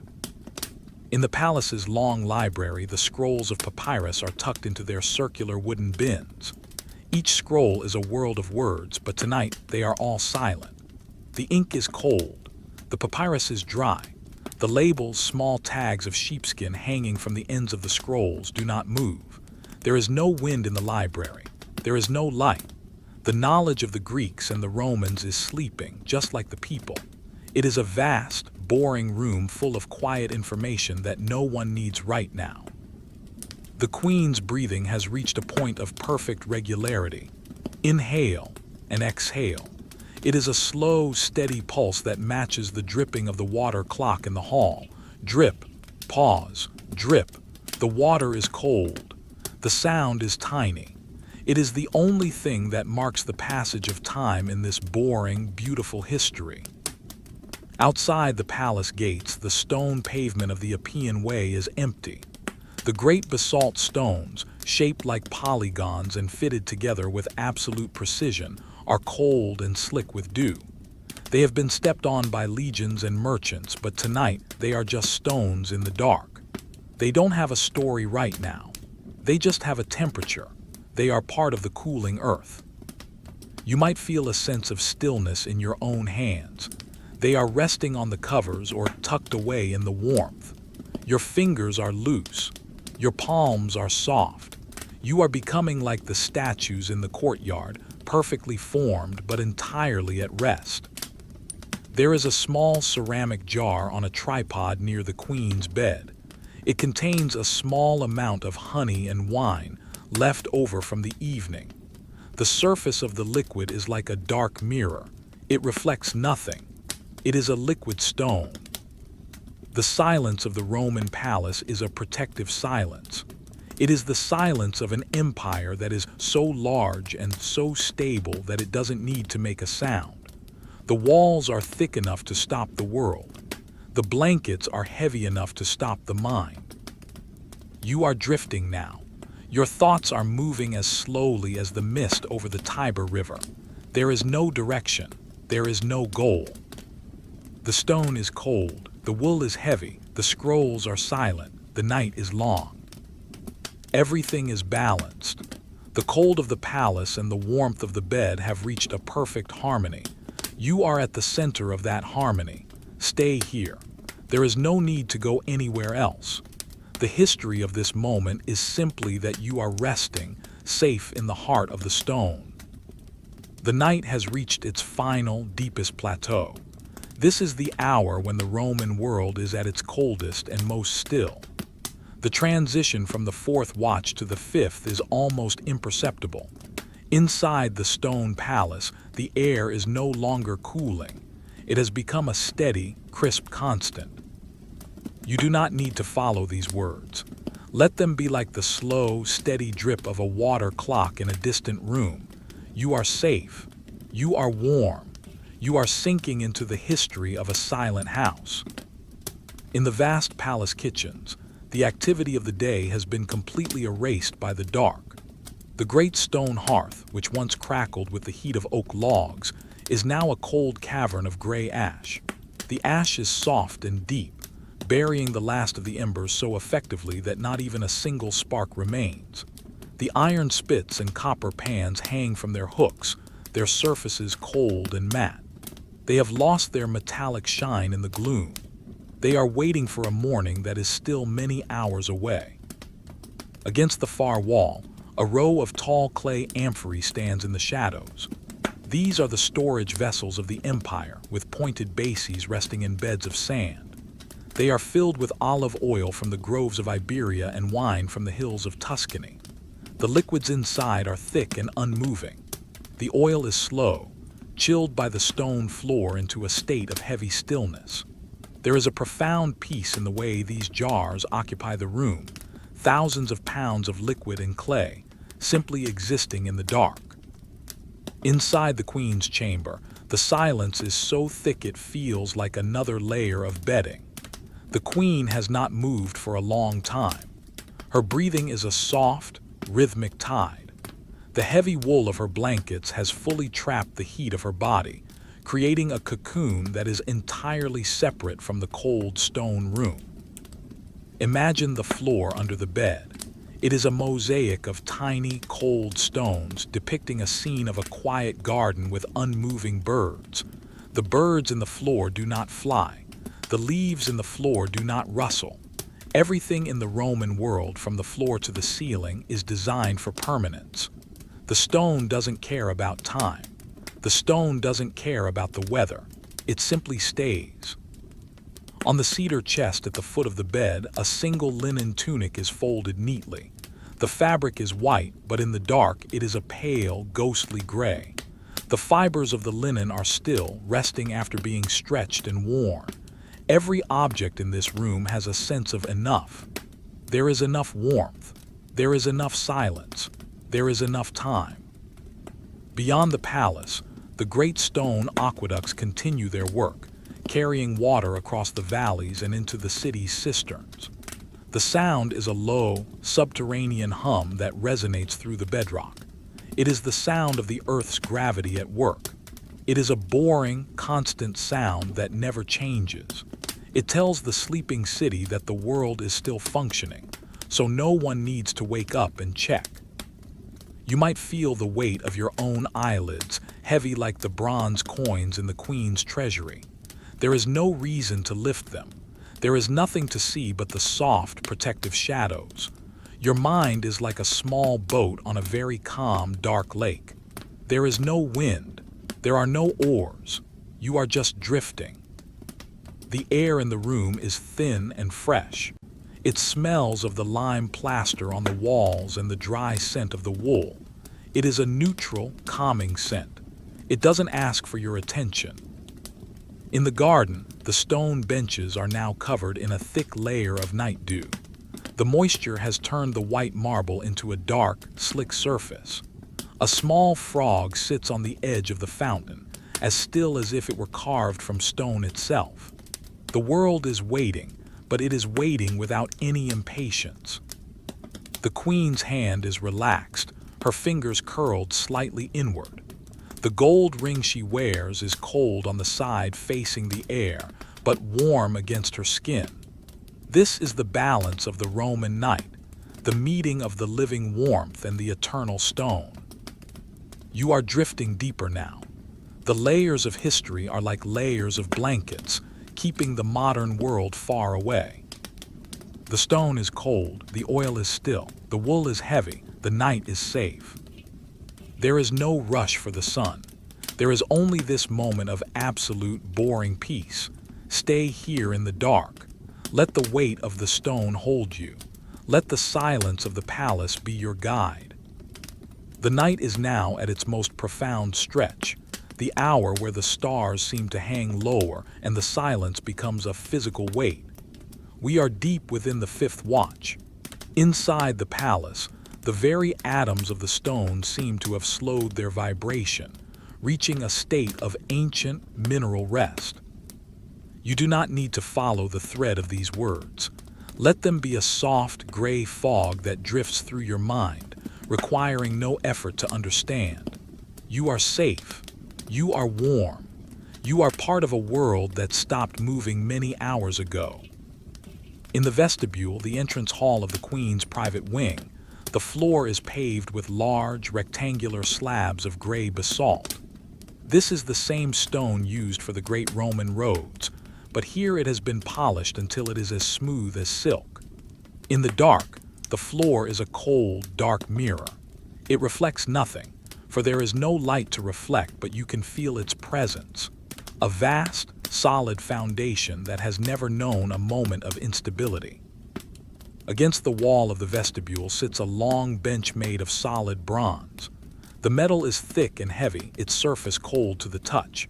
It has no cushions. It is a simple, functional object standing in the dark. Above it, a wall painting depicts a quiet Roman countryside, a small farmhouse, a few olive trees, and a distant hill. The colors are muted by the night, the greens becoming grays and the blues becoming blacks. The painted trees do not move. The painted hills do not change. The entire room is a temple to the beauty of things that stay the same. Inside the Queen's bedroom, the air is perfectly stratified. The coldest air sits in a thin layer over the mosaic floor, while the warmth of the Queen's breathing rises slowly toward the high, dark ceiling beams. These beams are made of cedar from the mountains, strong and straight. They hold the weight of the world without a sound. The Queen has shifted slightly, pulling the heavy wool blanket closer to her chin. The blanket is a masterpiece of Roman weaving, thick, dense, and slightly rough, yet incredibly efficient at holding heat. Beneath it, the fine linen sheets feel like a cool, smooth memory. The weight of the bedding is comforting. It is a heavy, physical reassurance that you are protected. Think about the silence of the city beyond the palace walls. The great amphitheaters are empty. The stone seats, which hold thousands during the day, are now just cold tiers of marble under the stars. The sand of the arena is still. The lion cages are silent. The entire machinery of Roman entertainment has ground to a halt. There is no noise, no cheering, no movement. Just the cold wind whistling through the stone arches. In the palace, the small household shrine, the Narration, is a pocket of deep shadow.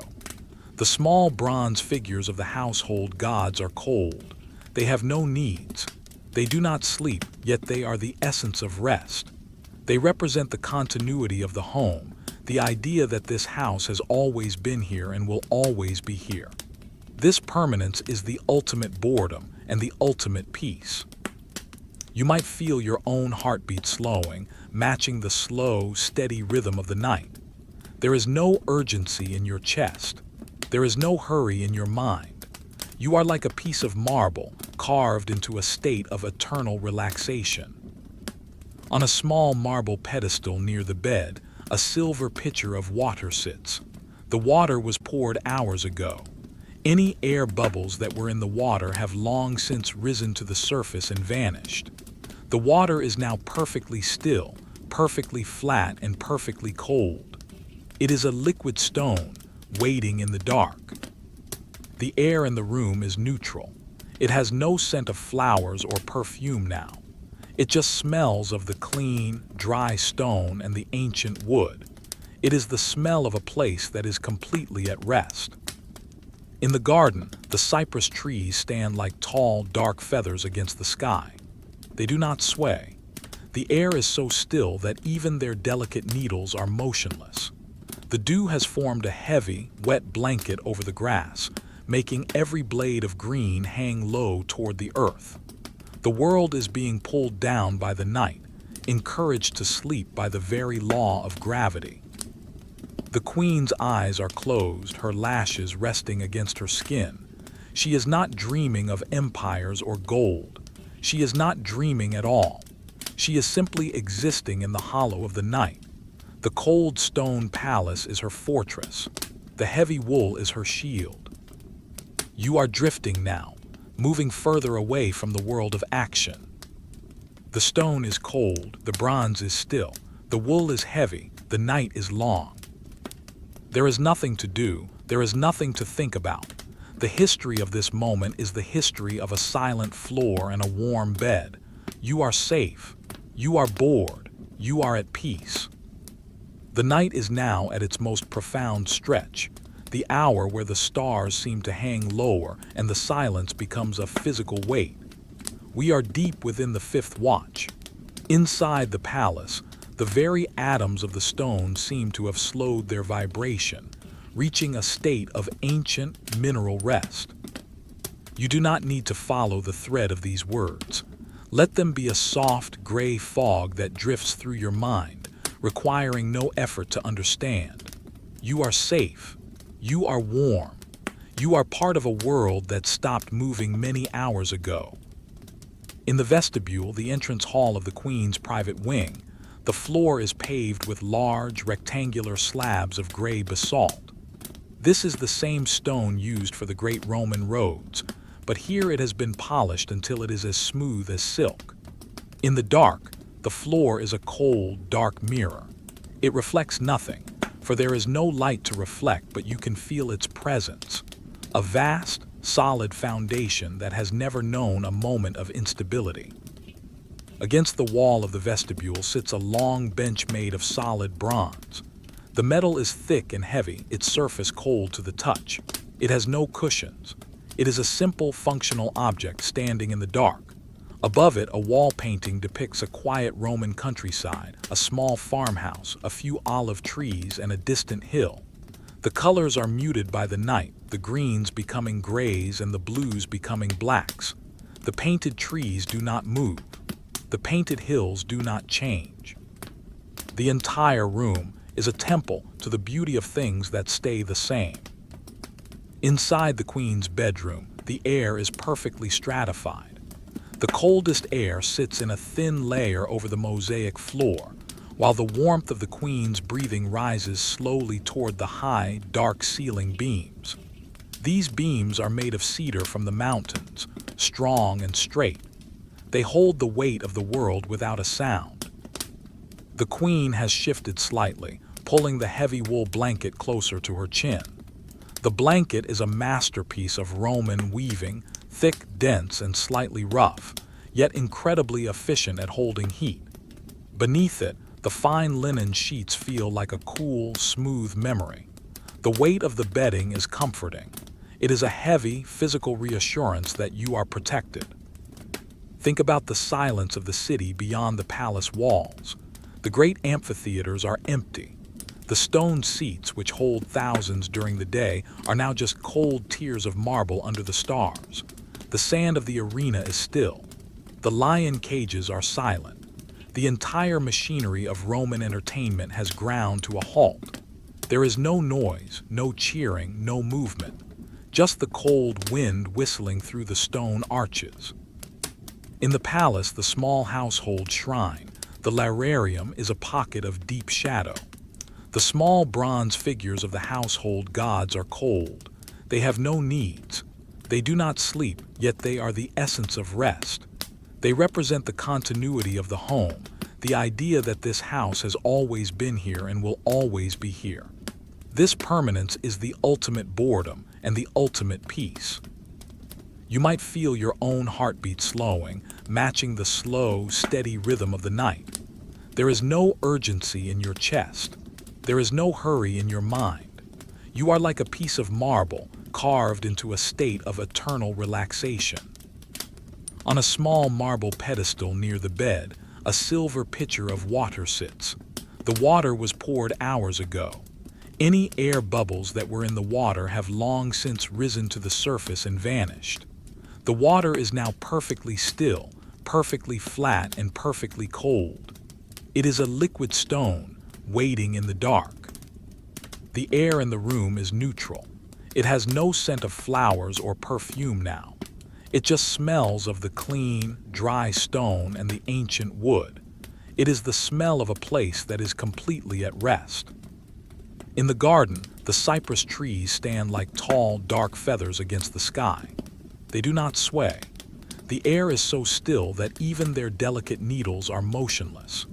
The dew has formed a heavy, wet blanket over the grass, making every blade of green hang low toward the earth. The world is being pulled down by the night, encouraged to sleep by the very law of gravity. The queen's eyes are closed, her lashes resting against her skin. She is not dreaming of empires or gold. She is not dreaming at all. She is simply existing in the hollow of the night. The cold stone palace is her fortress. The heavy wool is her shield. You are drifting now, moving further away from the world of action. The stone is cold, the bronze is still, the wool is heavy, the night is long. There is nothing to do, there is nothing to think about. The history of this moment is the history of a silent floor and a warm bed. You are safe. You are bored. You are at peace. The night has stretched into its final, most silent hour. This is the time when the air in the Roman palace feels almost ancient, as if it has been held in place by the massive stone walls for 1,000 years. We are deep within the transition between the 5th and 6th watches. The world is at its coldest, its most quiet, and its most stable. You do not need to follow these words with any effort. Let them be like the faint, rhythmic sound of water dripping in a distant courtyard, predictable, calming, and entirely unimportant. You are floating in a sea of history, where the only event is the passage of time over solid rock. In the private bathing suite of the palace, the great marble basins are now silent. During the day, they are filled with the sound of splashing water and the steam of the caldarium. But now, the fires in the hypocaust beneath the floors have gone out. The brick pillars that support the floor, the pili, are still holding a faint, ghost-like warmth, but the marble slabs above them have finally succumbed to the night's chill. The water in the frigidarium, the cold pool, is a perfect, unmoving sheet of dark glass. It is deep and still. The walls are lined with tiles of blue and white glass, which in the darkness look like the depths of a frozen ocean. There is no steam. There is no movement. The air in the bathhouse is heavy with the scent of damp stone and the faint, clean smell of soda used for scrubbing the floors. It is a sterile, peaceful atmosphere. Think about the silence of the Queen's chamber once more. The heavy curtains made of Syrian silk are motionless. They are so dense that they do not even react to the slow circulation of the room's air. The Queen is buried under her blankets, her body a source of constant, gentle heat in the middle of this stone fortress. The contrast is the key to her rest. The air in the room is 10 degrees colder than the air inside her bed. This difference acts as a physical boundary, keeping her tucked safely in her private world of wool and linen.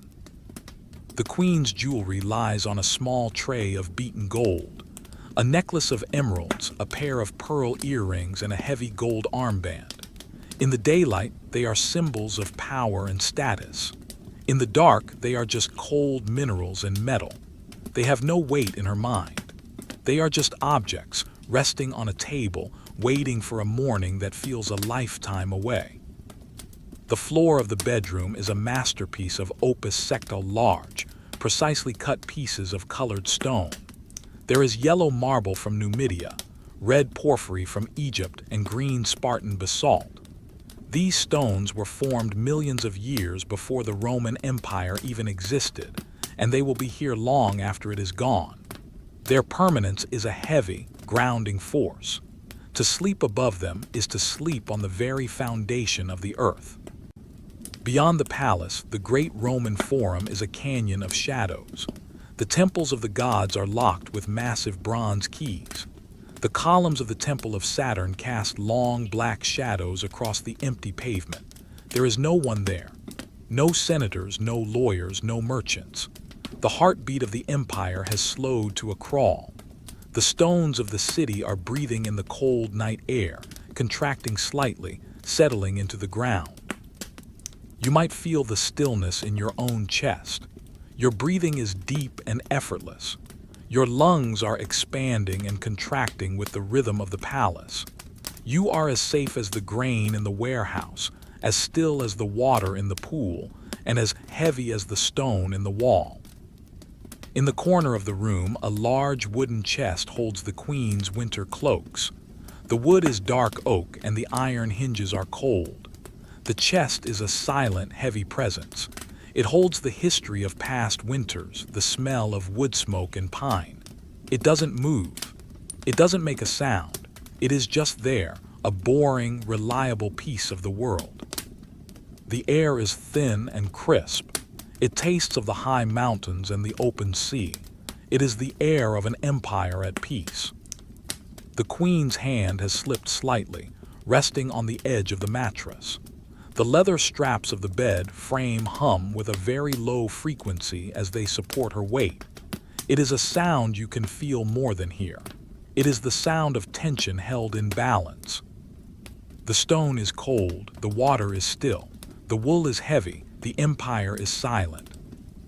You are drifting now into the final, deepest layer of the night. There is no need to wake. There is no need to think. The history of this moment is that nothing is happening, and that is everything. We have drifted into the final, quietest watch of the night. The Roman sky is at its deepest indigo, a shade so dark it is almost indistinguishable from the blackness of the palace stone. Inside these walls, the silence has become a living thing, a thick, cool presence that settles over every surface like a layer of invisible dust. You do not need to follow these descriptions. Let them be like the rhythmic, slow dripping of a distant fountain, a sound that you can choose to ignore as you sink further into your own rest. There is no urgency. There is no drama, only the slow cooling of an ancient world. In the long, vaulted corridors that connect the Queen's chambers to the rest of the villa, the air is perfectly still. These hallways are lined with niches containing marble busts of ancestors. In the dark, these faces are soft and blurred. They have stood in these same spots for decades, watching the slow cycle of day into night. They are the ultimate observers of boredom. Their stone eyes do not blink. Their marble lips do not move. They represent the stability of the Roman lineage, a slow, unmoving history that anchors the palace to the past. The floor here is made of opus signinum, a durable mix of crushed terracotta and lime, polished to a dull sheen. It is a deep, earthy red. At this hour, it feels as cold as the bottom of a well. If a single leaf were to blow in from the courtyard and land on this floor, the sound of its landing would be the loudest thing for 100 yards. But there is no wind. The leaf remains on its branch in the garden, heavy with the weight of the night mist. Inside the bedroom, the Queen is a still shape beneath the heavy linens. The warmth of her body has created a small, golden pocket of heat, while the rest of the room remains a cathedral of cold stone. This contrast is what makes the sleep so deep. The lungs breathe in the sharp, clean, cold air of the palace, while the limbs are weighed down by the dense, warm wool. It is a perfect biological balance. Think about the ceiling of the bedchamber. It is decorated with fresco paintings of a quiet summer sky, with white clouds that never move and small birds that are frozen in flight. In the darkness, the blue of the painted sky has turned to a deep gray, and the birds are merely darker shadows. They have no song. They have no motion. They are as silent as the stone they are painted upon. The heavy oak beams that support this ceiling are centuries old, harvested from the forests of the north. They are solid and silent, holding the weight of the massive clay roof tiles without a single creak. Outside, in the city of Rome, the great stone arches of the Colosseum and the Theater of Marcellus stand like ghosts. Their hundreds of arches are empty sockets of shadow. The stone seats, which hold the heat of the sun during the day, are now icy to the touch. The dust of the arena has settled. The iron gates are locked. The entire city is a landscape of cold, unmoving mineral. There are no wheels turning on the basalt streets. There are no voices in the forum. The empire is a silent machine, waiting for the sun. You might feel your own thoughts becoming like those stone arches, solid, still, and dark. There is no need for them to lead anywhere. They can just exist, one after the other, in a slow, boring procession. On a small ivory table near the bed sits a silver cup. It contains a small amount of diluted wine. The liquid is a dark, unmoving circle. The silver of the cup is cold. Next to it is a small bronze key used to lock the cedar chest. The key is heavy for its size. It sits in the dark, a small symbol of security and closure. The chest is locked. The day is over. The secrets of the household are safe. The air in the room smells of the stone, a clean, slightly metallic scent, and the dry, earthy smell of the wool. It is a grounding combination. It tells the brain that you are indoors, you are protected, and you are on solid ground. In the palace garden, the marble fountain has stopped its high arc. The water now merely trickles over the side of the basin, a soft shhh sound that blends into the background of the night. The water is cold, coming from the deep underground cisterns. It carries the temperature of the earth into the palace air. The Queen's hand is open and relaxed on the pillow. Her breathing is so slow that it barely disturbs the fine silk of her tunic. She is part of the silence. She is part of the stone. She is part of the long, boring, and beautiful history of the night. The stone is cold. The wool is heavy. The statues are still. The night is deep. There is no reason to move. There is no reason to wake. The world is being held together by the weight of the stone and the strength of the silence. You are safe. You are at rest. The night has reached its final plateau of stillness. This is the hour of the crepusculum, the deepest pause before the world even begins to think of the morning. Inside the stone palace, the silence is no longer just the absence of sound.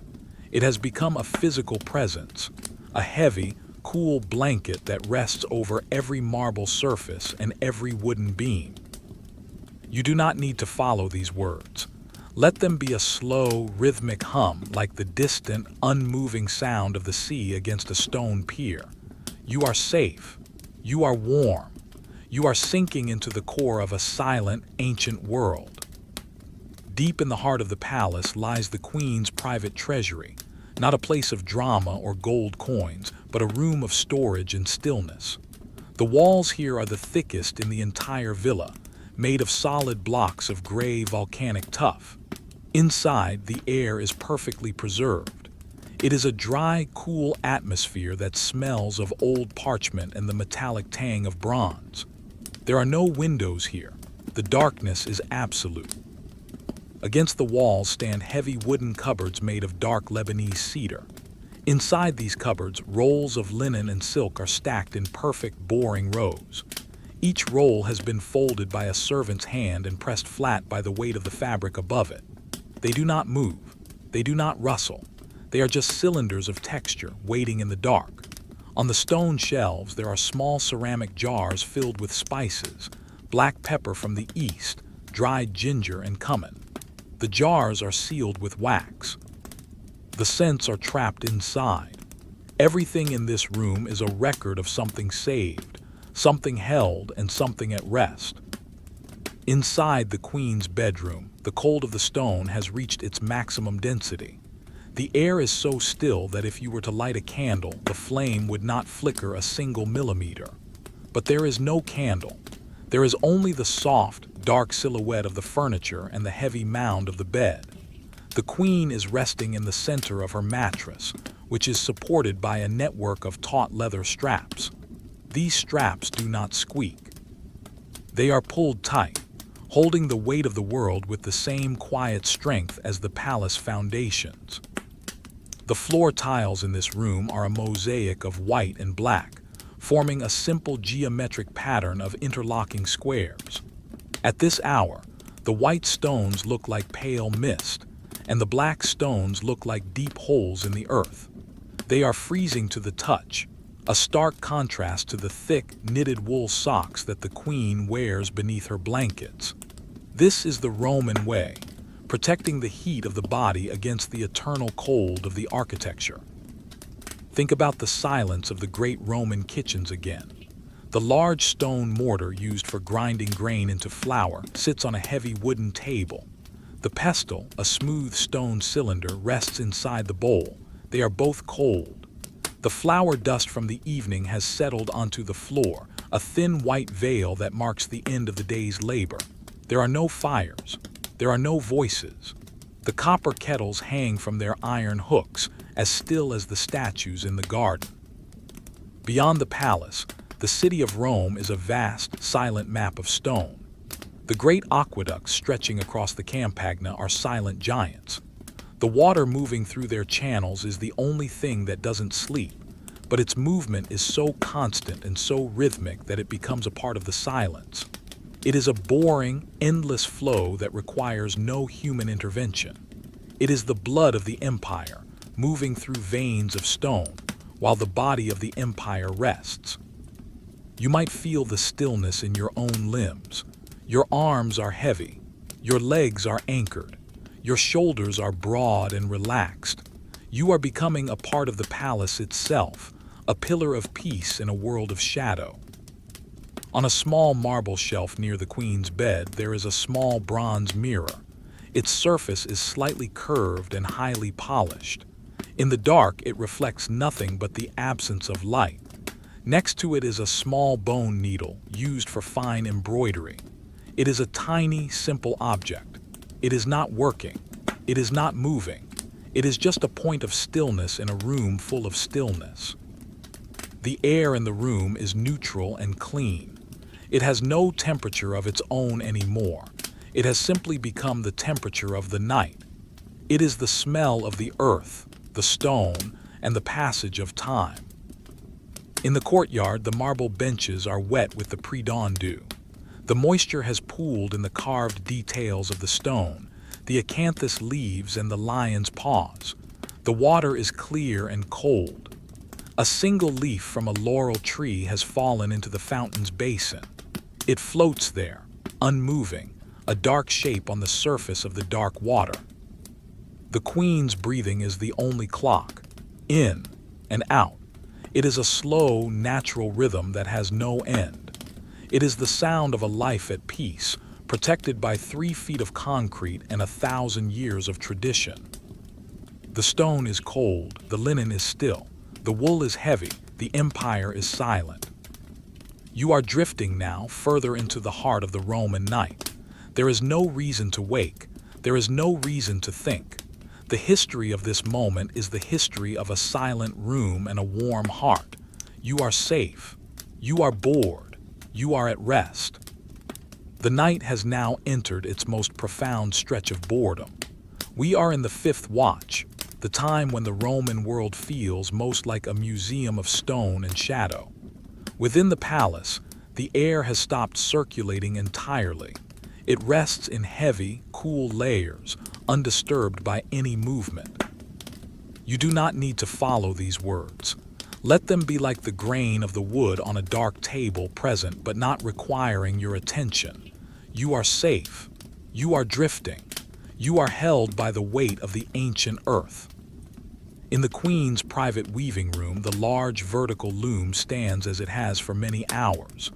The threads of the warp are made of undyed cream-colored wool. Each thread is perfectly vertical, pulled tight by a small, circular clay weight at the bottom. These weights are cool to the touch. They are simple, unglazed pieces of earth, stamped with a small mark of the maker. They do not sway. They do not clink. They are the definition of static. The half-finished tapestry on the loom shows a scene of a quiet forest, but in this darkness, the green and brown threads are all the same shade of charcoal. The forest on the loom is as silent as the palace itself. The floor in this room is made of large, irregular slabs of gray granite. Granite is a stubborn stone. It does not give up its coldness easily. At 4:00 a.m., the floor feels like ice, yet it is a solid, dependable ice. It does not creak. It does not shift. It provides a foundation that has stood for 100 years and will stand for 100 more. The coldness of the granite acts as a stabilizer for the room's atmosphere, keeping the air crisp and thin. Inside the bedchamber, the queen is a deep, unmoving curve beneath her blankets. She is wearing a simple sleeping tunic of soft Egyptian cotton, which is covered by a layer of fine linen, and finally, 2 thick blankets of matted sheep's wool. The weight of these layers is significant, perhaps 10 pounds of fabric pressing down on her. This weight is what allows the body to let go. It is a physical signal to the muscles that the day is over and there is no need to move. Imagine the texture of the ceiling again. It is made of dark, heavy beams of larch wood from the northern provinces. The wood is dense and smells faintly of old resin. Between the beams are flat panels of plaster, painted a deep, matte blue to represent the night sky. But the real night sky outside is much darker. The ceiling is just a heavy lid on the room, protecting the silence. Outside the palace walls, the great stone columns of the portico stand in a perfect row. Each column is a single piece of marble, 20 feet high. They do not flinch in the cold. They do not move in the wind. They are the silent guards of the palace, holding up the heavy stone lintels with effortless strength. The shadows between the columns are like solid pillars of blackness. In the distance, the Tiber River flows through the city. The water is dark and heavy, moving slowly around the stone piers of the bridges. The river makes a very low, rhythmic sound as it brushes against the mossy stone, a sound so constant that the Romans don't even hear it anymore. It is the white noise of the empire. It is a boring, repetitive sound that helps the city stay asleep. You might feel the stillness in your own hands. Your fingers are relaxed. Your palms are soft. You are sinking into the mattress, which is a simple construction of leather straps and wool-stuffed cushions. There are no springs to bounce, no metal to groan. There is only the natural give of leather and the softness of wool. On a small stone shelf near the bed, there is a ceramic jar containing a simple ointment made of olive oil and beeswax. The ointment has solidified in the cold. It is a smooth, pale disc inside the jar. Next to it, a small bronze hairpin lies on its side. It is a tiny, unimportant object. It has no story to tell tonight. It is just resting. The air in the room is neutral. It tastes of the lime on the walls and the ancient wood of the furniture. It is the smell of a world that is not changing. It is the smell of permanence. In the garden, the stone statues are now completely covered in dew. The water has filled the carved folds of their marble robes, making them look like they are wearing dark, wet silk. The statues are the most bored inhabitants of the Roman Empire. They have stood in the same spot for decades, watching the same sun rise and the same moon set. They are your companions in rest. The queen's breathing is slow and shallow. Each breath is a soft, quiet event in a room where nothing else is happening. The stone is cold, the wool is heavy, the loom is silent, the night is safe. There is no rush. The dawn is still a long, slow journey away. For now, there is only the cooling stone, the warmth of the bed, and the absolute, beautiful boredom of the Roman night. The night has reached its final, deepest plateau of stillness. We are in the fifth watch, the time when the Roman world is at its coldest and most silent. Within the stone palace, the air has stopped circulating entirely. It rests in heavy, cool layers, undisturbed by any movement. You do not need to follow these words. Let them be like the grain of the wood on a dark table, present but not requiring your attention. You are safe. You are drifting. You are held by the weight of the ancient earth. Beneath the palace floors lies the great cistern, a cavernous room of brick and waterproof cement. Here, the water from the distant mountains is stored. In the middle of the night, the surface of the cistern is as flat as a sheet of polished obsidian. There is no sound here. The water is perfectly level, perfectly cold, and perfectly still. The thick walls of the cistern absorb any vibration from the city above, creating a subterranean world of absolute peace.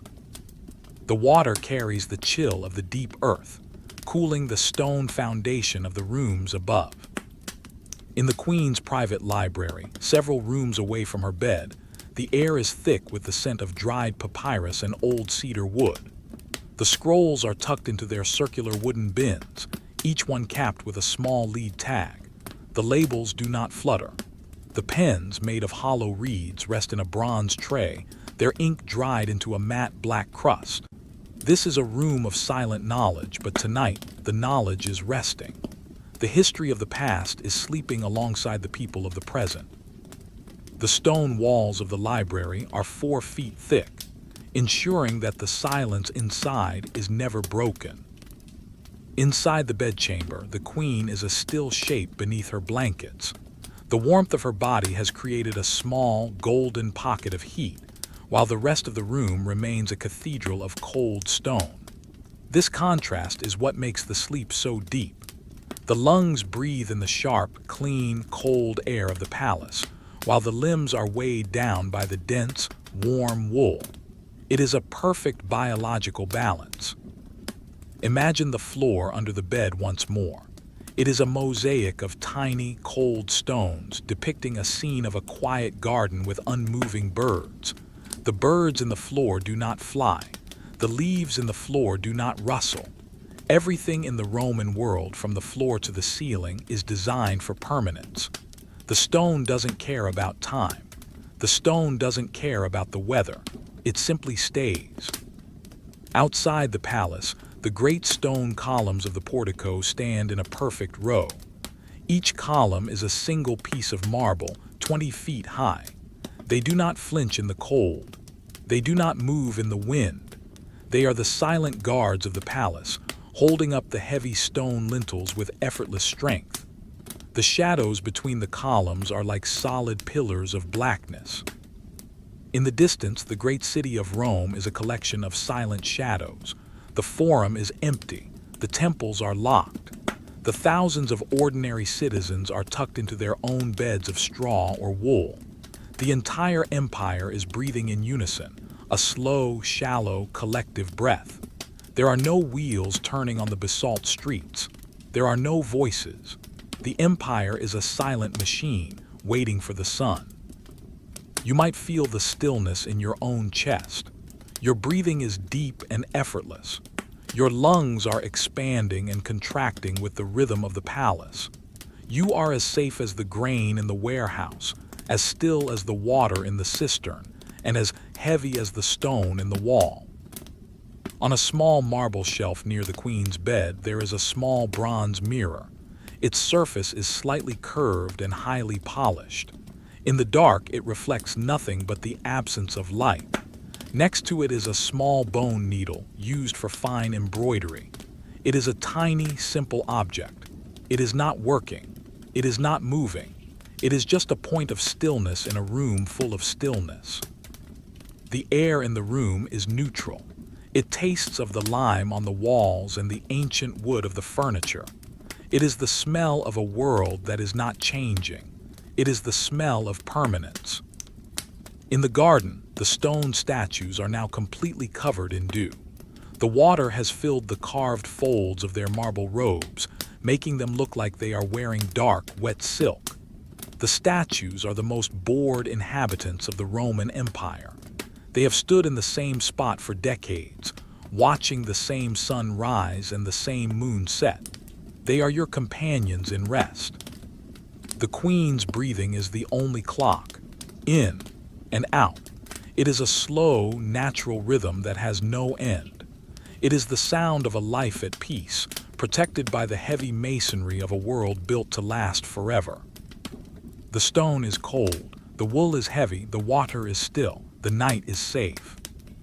There is no rush. The dawn is still a long, slow journey away. For now, there is only the cooling stone, the warmth of the bed, and the absolute, beautiful boredom of the Roman night. The night has now stretched into the quietest moments of the final watch. This is the hour when the Roman world feels most like a structure made of solid, unmoving light and shadow. Inside the stone palace, the air has reached its deepest point of crispness. It is thin, clean, and entirely still. You do not need to concentrate on these words. Let them be like the repetitive patterns of a woven rug, familiar, comforting, and requiring no active thought. You are drifting in the vast, calm ocean of a history that is doing nothing at all. In the palace's record room, or the tabularium, the air is heavy with the scent of beeswax and old wood. Here, the history of the household is kept on thousands of thin wooden tablets and rolls of parchment.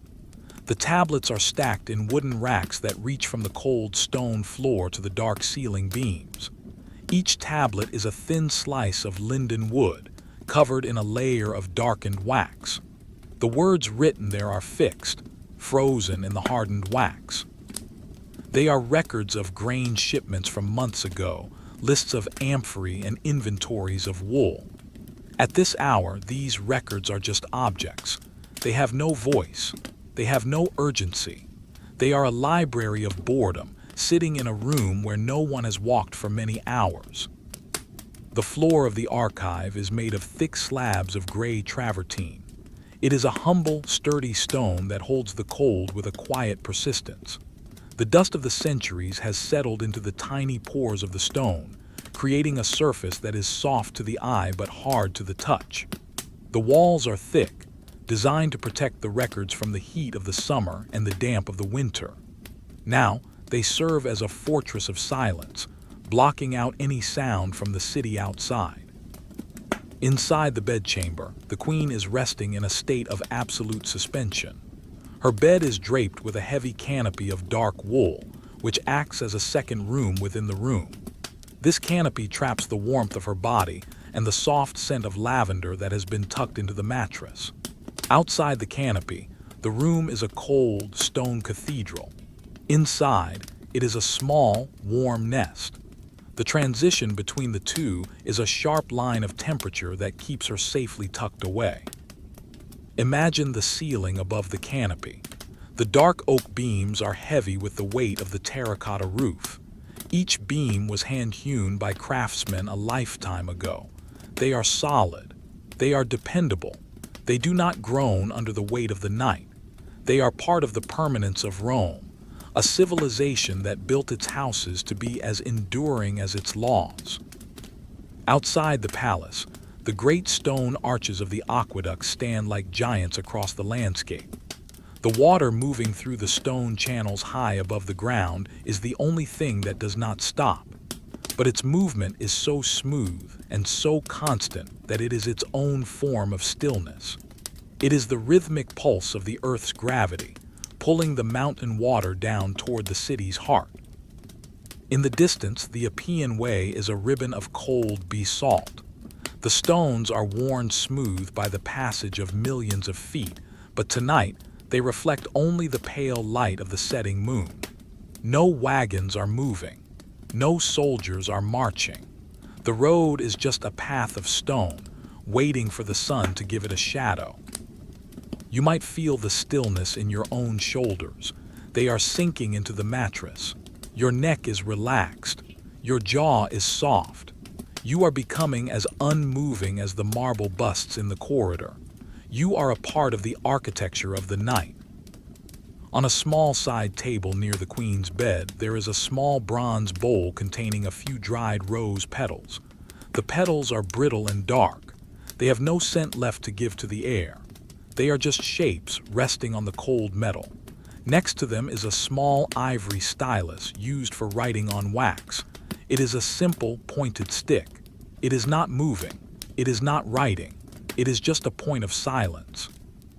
The air in the room is neutral and clean. It smells of the lime on the walls and the dry, ancient wood of the cupboards. It is the smell of a world that is at rest. In the courtyard, the cypress trees are black silhouettes against the indigo sky. They do not sway. The air is so still that even their delicate needles are motionless. The dew has formed a heavy, wet blanket over the grass, making every blade of green hang low toward the earth. The queen's breathing is the only movement in the room. In and out, it is a slow, natural tide. The stone is cold, the parchment is still, the wool is heavy, the night is safe. There is no rush for the day to begin. The shadows are long and the peace is deep. You are safe in the heart of the Roman night. The night has reached its final, most stagnant point. We are deep in the final watch, the hour the Romans called diliculum, the thin, gray time that exists just before the first hint of light.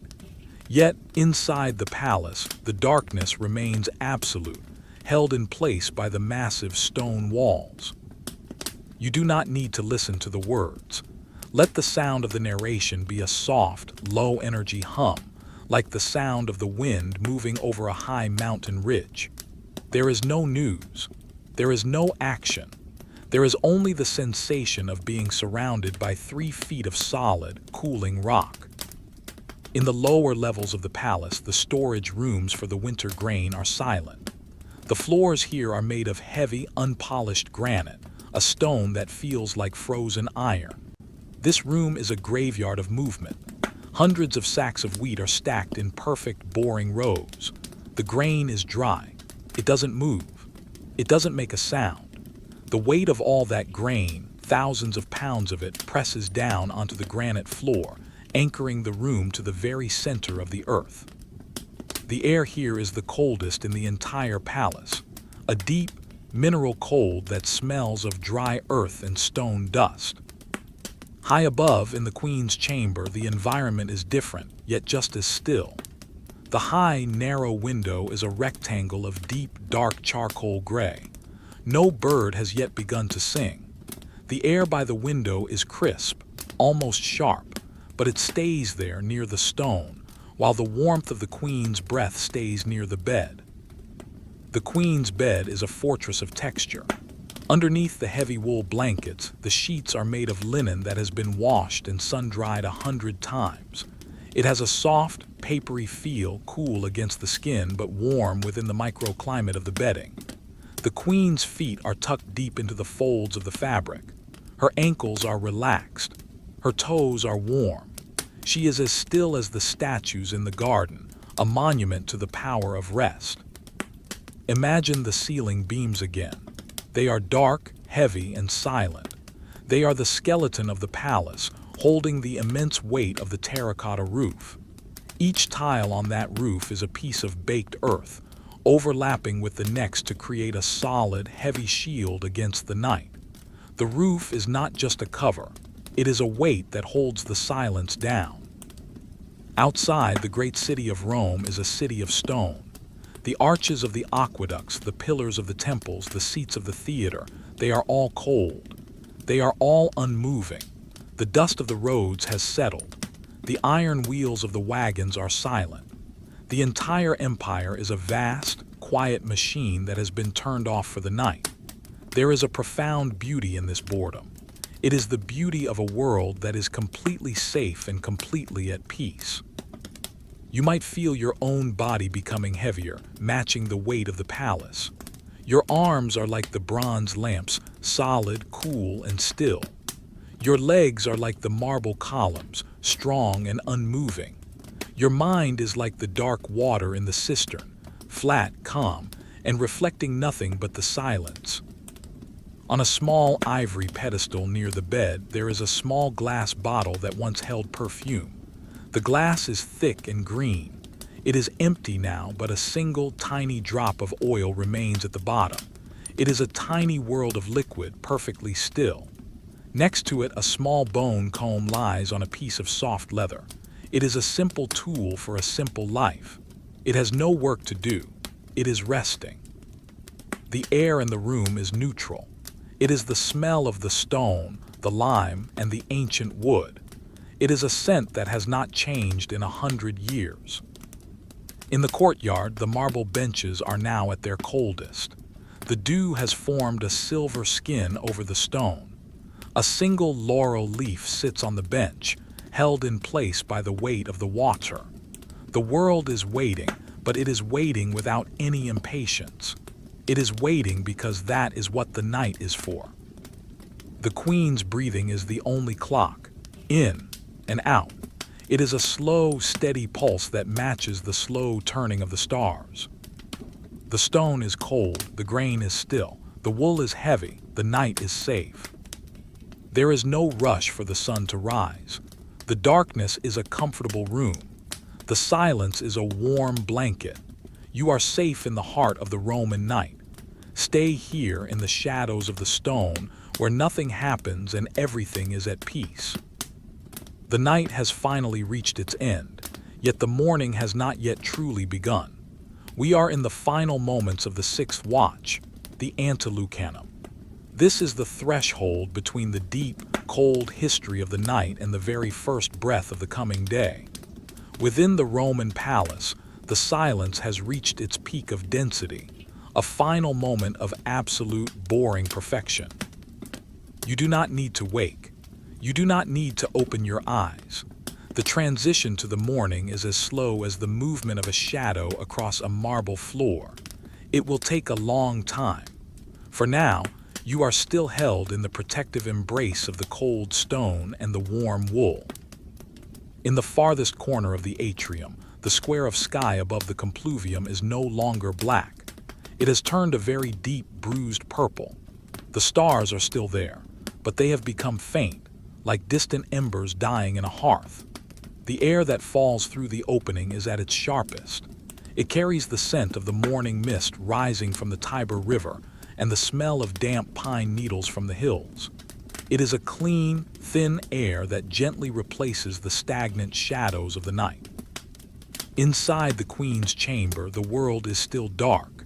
The heavy wool curtains have done their job. Not a single ray of pre-dawn light has penetrated the room. The stone walls, which have been cooling for 10 hours, are now at their most solid. They are like a fortress of silence. The Queen is in the deepest, most quiet phase of her rest. Her body is perfectly still. The heavy blankets, the dark purple wool, the layers of linen are a warm mountain of fabric. The weight of the bedding is the weight of security. In this final part of the night, the body feels as if it is merging with the mattress and the stone floor beneath it. You are not just lying on the earth, you are a part of it. Think about the objects in the room one last time. The bronze lamp is cold. The cedar chest is silent. The mosaic of the river on the floor is still. The bone comb on the table has not moved a millimeter. These things have survived the night without change, and they will survive the day without change. They are the anchors of a boring, stable world. Outside the palace walls, the first bird of the morning has not yet made a sound. The city of Rome is still a landscape of gray basalt and white marble. The great aqueducts continue to flow, the water moving with the same tireless gravity as it did at midnight. The stones of the Appian Way are slick with dew, waiting for the first sandal to touch them. The empire is still asleep, a vast, silent monument to the power of rest. You might feel a sense of profound completion. The night has done its work. The stone has held the cold. The wool has held the heat. The palace has held the silence. The Queen's breathing is slow and shallow, in and out. It is a rhythm that has no end. It is the rhythm of the stone. It is the rhythm of the history. The air in the room is slowly starting to change, but very, very gradually. The scent of the lavender in the mattress is a bit more noticeable now. The scent of the cold stone is a bit more crisp, but the darkness remains. The peace remains. You are drifting in the very last layer of the Roman night. There is no need to move. There is no need to think about what the day will bring. The day is for the loud and the busy. The night is for you. The night is for the stone. The stone is cold. The shadows are soft. The wool is heavy. The empire is at peace. Everything is exactly as it was when the night began. Everything is as it should be. You are safe. You are warm. You are resting in the heart of a history that never ends. The story is finished, but the rest continues. Let the silence of the Roman palace stay with you. Let the weight of the stone hold you down. Let the boring beauty of the ancient world be the last thing in your mind as you drift away into the deepest, most perfect sleep.